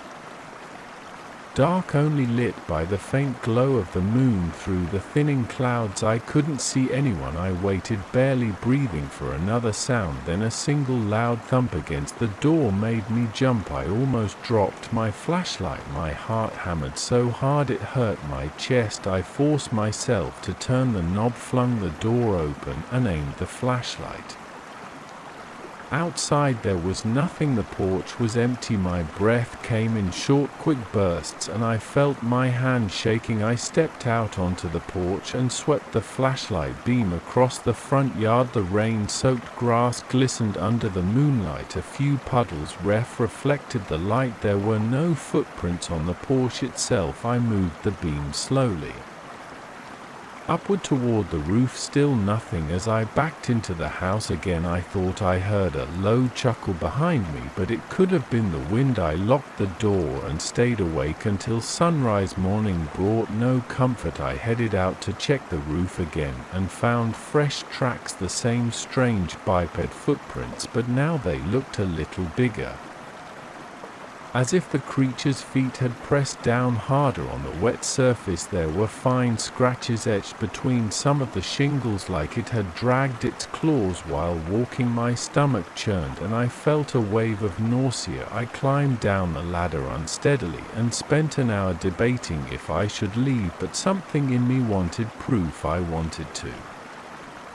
know what this thing was. On the fifth night, I set up a simple plan. I positioned a large flashlight on the window sill in the bedroom and aimed it at the roof outside. I turned off all other lights in the house and waited. The evening air felt thick with humidity. Occasionally the wind rattled the trees and I could smell the wet earth. I sat in the bedroom with my eyes locked on the beam of light shining onto the roof's edge. My heart wouldn't slow down. Every little noise made me flinch. Around 10 I heard it again, light tapping across the roof, then a harsher scrape like nails on concrete. My throat went dry. I inched closer to the window. My flashlight revealed a portion of the shingles. They were slick with leftover rain. I kept waiting for a shape to cross that beam of light. Suddenly I heard a short burst of laughter again. This time it sounded clearer, almost like a person's voice. It didn't echo or fade. It cut off abruptly. I jumped to my feet and rushed into the hallway to get a better angle from the living room window. I tripped on a loose floorboard and nearly fell. My heart was racing and I felt shaky all over. I reached the living room, flipped off the light switch and peeked out the window facing the porch. The roof above that area was darker outside the range of the bedroom flashlight. I tried to see if something was moving there, but the window was streaked with water from the earlier rain. My breath sounded too loud in the silence. Then I heard another set of footsteps above me, heavier than before. They headed toward the back of the house. I ran into the kitchen, which had a small window overlooking the rear. I flicked on the outdoor floodlight. It illuminated the backyard, but the roof remained shadowed. No sign of anything. I stood there, adrenaline coursing through my veins until I felt dizzy. My legs felt weak and my mouth tasted dry. I forced myself to swallow and think if I went outside maybe I could catch a glimpse of it. That idea made my chest tighten with dread. The memory of those footprints and the laughter kept me rooted in place. I didn't want to be lured into some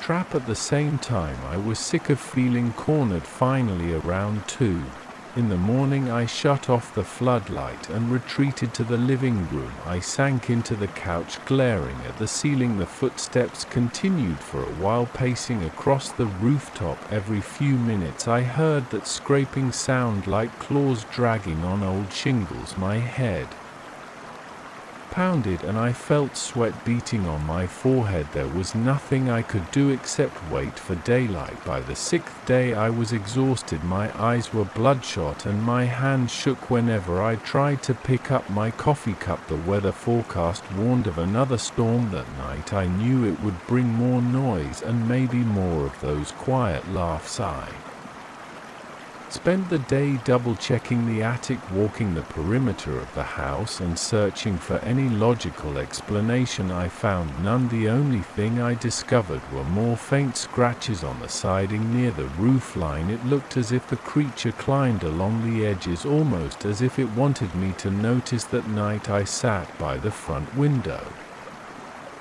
listening to the rain hammer the roof. The wind whipped water against the glass, making it hard to see anything outside. Lightning flashed now and then, revealing the silhouette of the porch railing and a bit of the yard beyond. The thunder shook the windows, rattling the panes. My body tensed at every flash. Then I heard the laughter start up again, mixed with the sound of rain. It rose and fell, then stopped. My throat went tight. I felt my heart race as I stared into the darkness. Between claps of thunder I heard the footsteps again. They were slow this time, almost careful. Then I caught a glimpse of movement through the window high up on the roof near the peak. Lightning flared and I saw a shape. For the briefest second it stood upright, about the size of a person, but hunched. Its arms, or maybe they were wings, were folded at its sides. I felt my stomach twist. The shape vanished before I could register more details. Another flash lit the rooftop, but it was gone. My hand shook on the window sill. I stumbled backward, trying to make sense of what I saw. The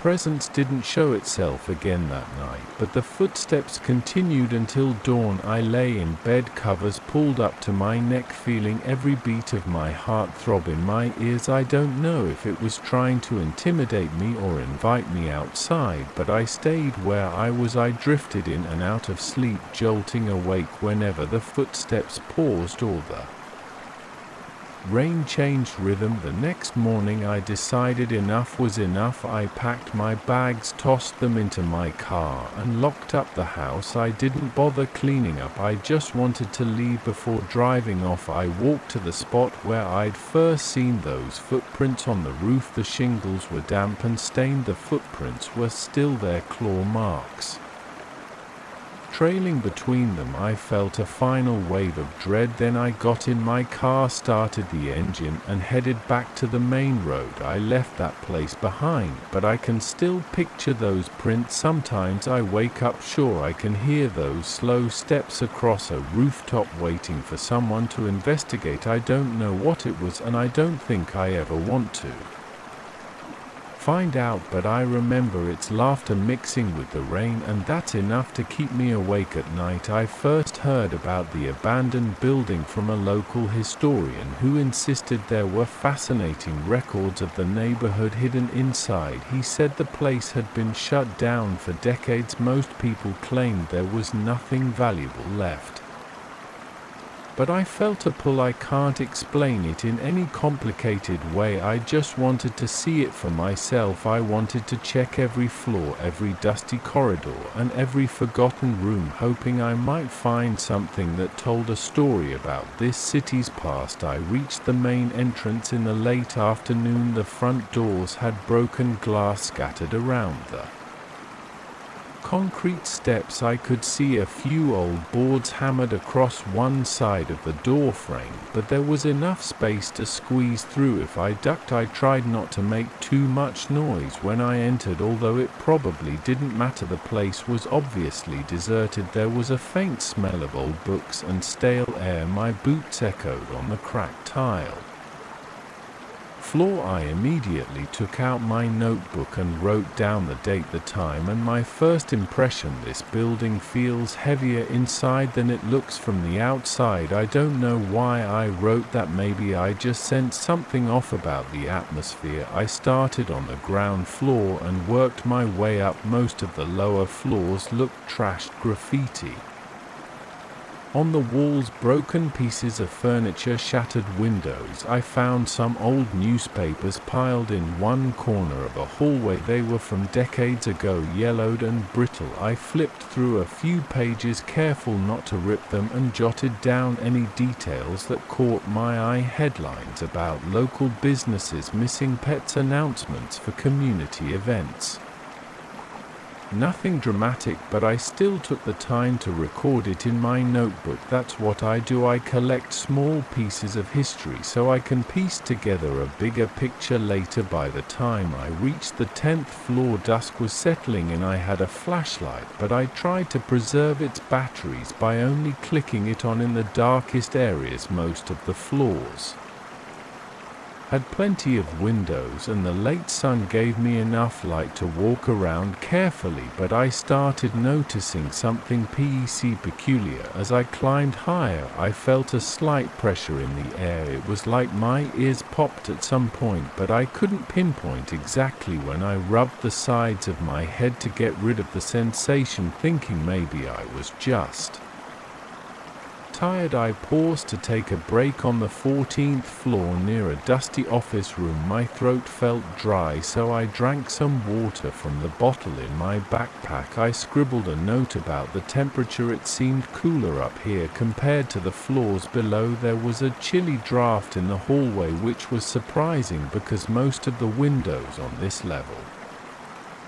seemed intact. I checked them. They were dirty, but no broken glass. I felt a small shiver crawl up my arm, so I put on my jacket. At the 15th floor, I started hearing a soft noise. At first, I assumed it was just the wind or some loose fixture, but it had a strange quality. It was low and long, like a faint whistle. I paused, clicked on my flashlight, and scanned the area. There was a big room filled with scattered chairs and old desks. The windows were boarded up, so I had to rely on my flashlight. I walked around, aiming the beam, and corners. Dust particles swirled in the air, reflecting the light. I couldn't see any open vents or big cracks, so I couldn't figure out where that whistling was coming from. I tried not to let it bother me, and I continued taking quick notes about the furniture and the scattered papers on the floor. I decided to keep climbing. The building supposedly had 16 floors plus some rooftop access. I wanted to check the top floor, then maybe the roof if it was accessible. The stairwell got narrower as I went up. The lights obviously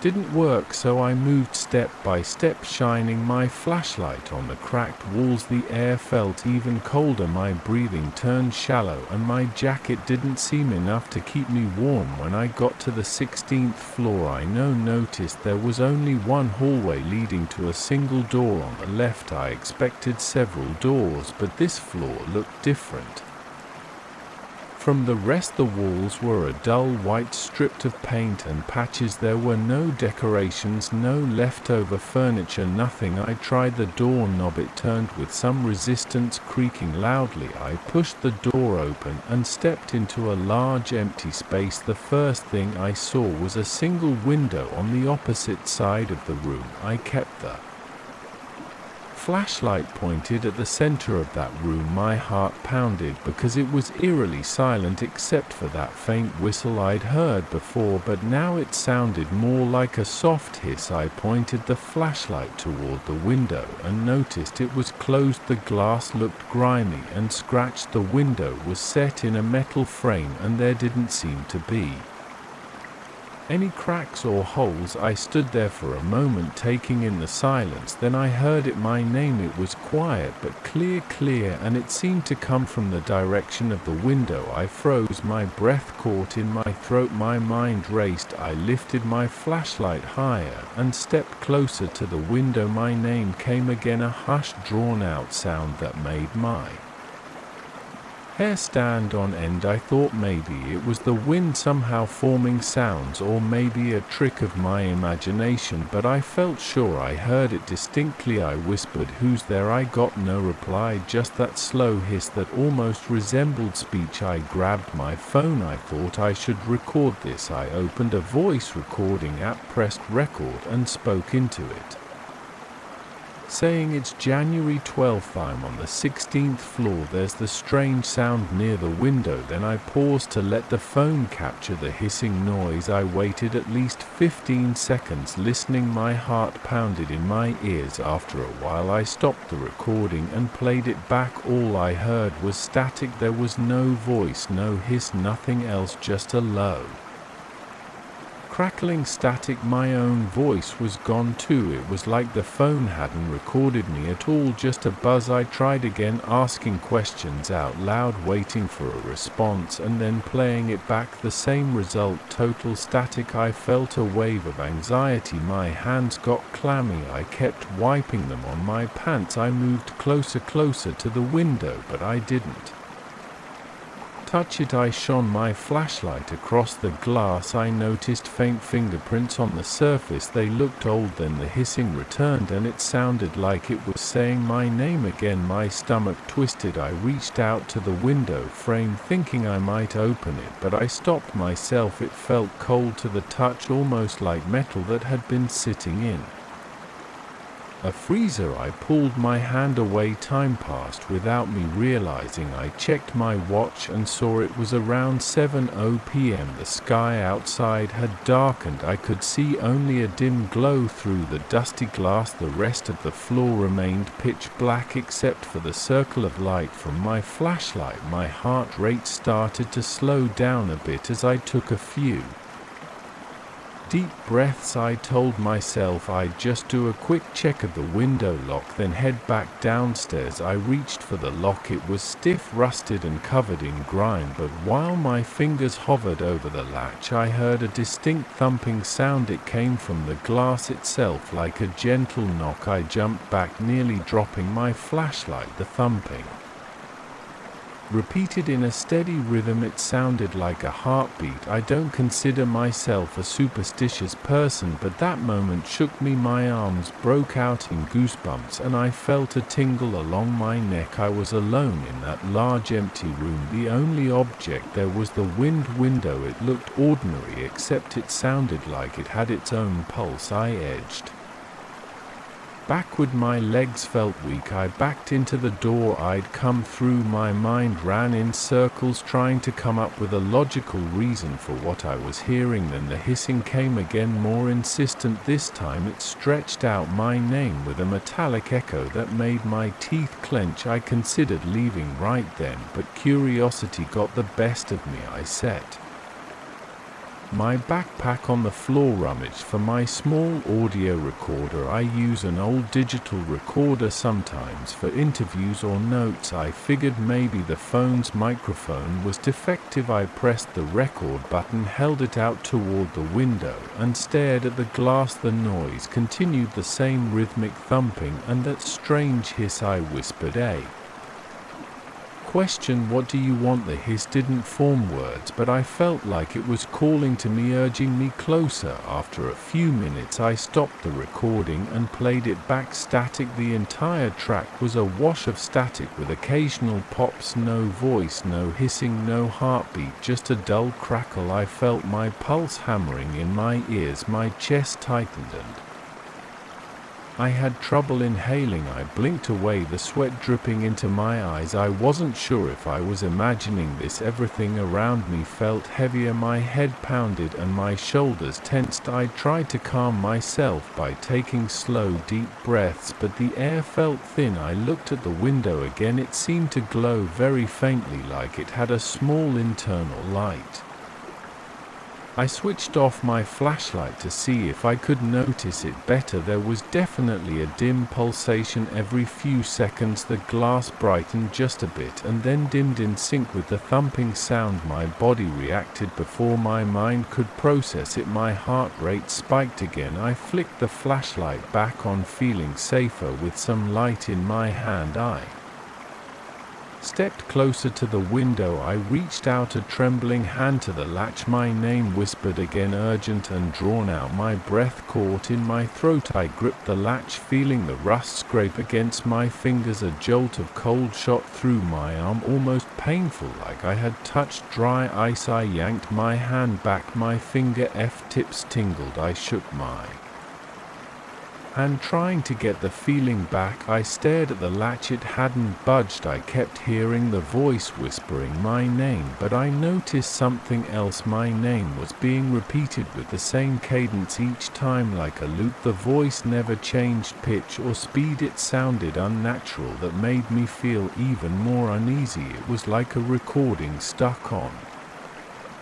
Repeat. I tried to speak out loud again. Stop it. My voice echoed in the empty room, and for a second the whispering paused, then it resumed, more urgent. I decided I needed a moment away from this. I stepped back to the door, opened it, and went into the hallway. I leaned against the wall, breathing hard. My shirt clung to my back. My body felt hot despite the cold air. My mind raced, thinking about what I should do. I didn't want to leave empty-handed, so I grabbed my notebook and wrote down everything that happened. The hissing voice, the heartbeat sound, the window pulsing. I tried to keep my handwriting steady, but my hand shook a bit while I scribbled my notes. I heard a soft tapping behind me. I turned around, shining my flashlight back into the room. It was empty. The tapping continued, coming from the window. I felt cornered. I thought about just running downstairs, but something kept me there. Maybe it was the possibility of discovering something no one else had. I was scared, but also determined. I told myself I'd give it one more chance. I'd try to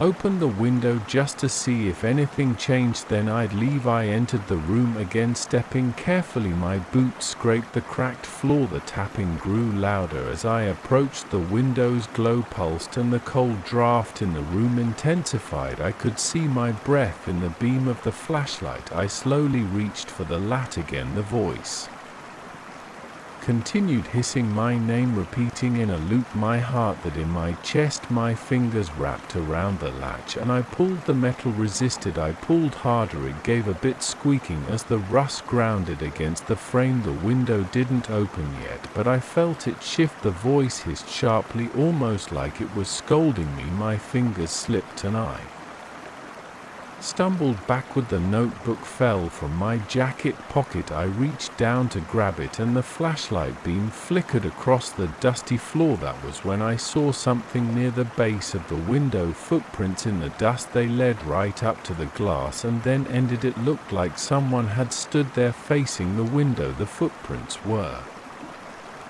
faint, but definitely shaped like shoe prints. I counted maybe 2 sets overlapping each other. I swallowed hard, trying to steady my nerves. I stood up, shining my flashlight around again. The hiss drew my attention back to the window. It felt like something was on the other side, waiting. My hands tingled and my stomach tightened. The latch was partially undone. I stepped closer. I tugged on it again, ignoring the cold bite on my fingers. The voice hissed louder, then dropped into a low moan. I felt my spine tense, my muscles jerked, but I kept pulling. The latch gave another inch, and I felt the lock released. The window didn't swing open on its own. It stayed closed, but now the lock was undone. My heart hammered. My mouth went dry. I stood there uncertain. I lifted my free hand and pressed my palm against the glass. It felt like ice. My breath came out in quick bursts. The glass vibrated under my hand like there was a pulse inside. I shut my eyes for a moment, but I couldn't keep them closed for long. I pulled my hand away. The glass was dry, but my palm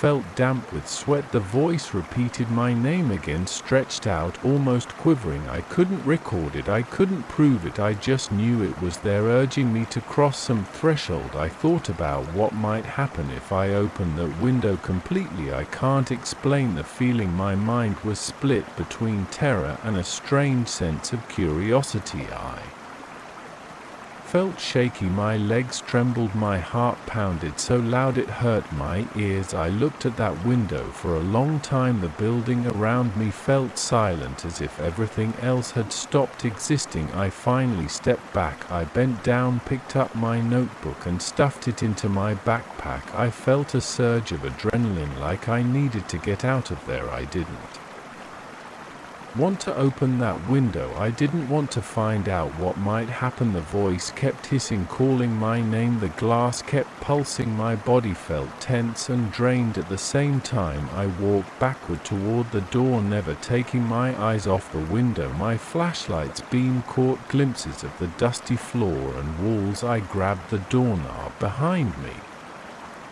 turned it and slipped back into the hallway. As I headed to the stairwell, the sound of the hissing grew fainter. By the time I reached the first set of stairs, I could barely hear it, but I felt it echoing in my ears. I hurried down the steps. My breathing was fast and my chest felt tight. I didn't stop until I got to the ground floor. I stepped outside and inhaled the cold night air. My hands shook as I locked my backpack and checked my phone. No messages, no missed calls, and no evidence of what I heard. I stood there on the sidewalk looking up at the dark windows of the building. The top floor was barely visible. All I saw was a faint glimmer. My legs felt weak, but I managed to walk away, telling myself I'd come back someday to figure out what that window really was. For now, I couldn't handle it. My chest still felt heavy and my skin was clammy. I kept hearing the voice in my head repeating my name in that silent tone. I planned to check my notes later, maybe see if there are any records about that building's 16th floor, but right now all I can do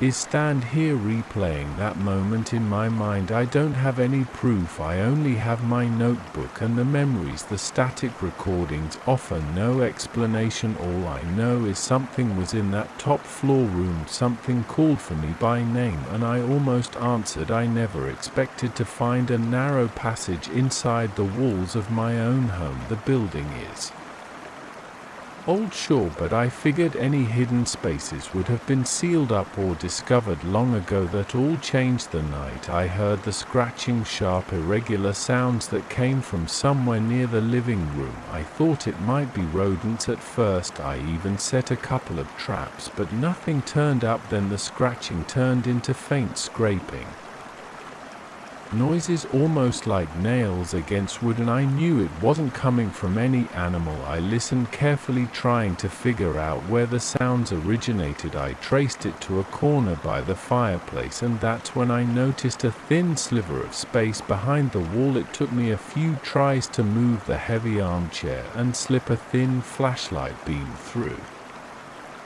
the gap, but I saw an opening, and that's how I found the passage. I rent the top floor of a century-old apartment building. The place has thick walls, ornate moldings, and floors that creak with every step. I like the character of it, but I've also had to deal with weird plumbing and outdated wiring. Still, I never suspected there might be something hidden behind the plaster. My curiosity took over, and I spent the rest of that evening chipping away at the brittle material around the gap until I could fit my shoulders through. The passage was just wide enough for me to slide in sideways. I remember pressing my ear to the opening before going in. I heard nothing but my own breathing. Then I squeezed inside.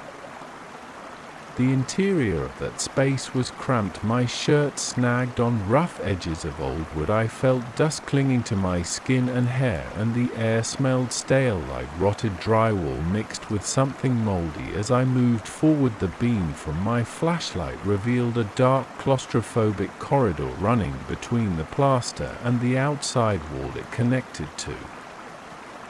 Other like and subscribe for 4.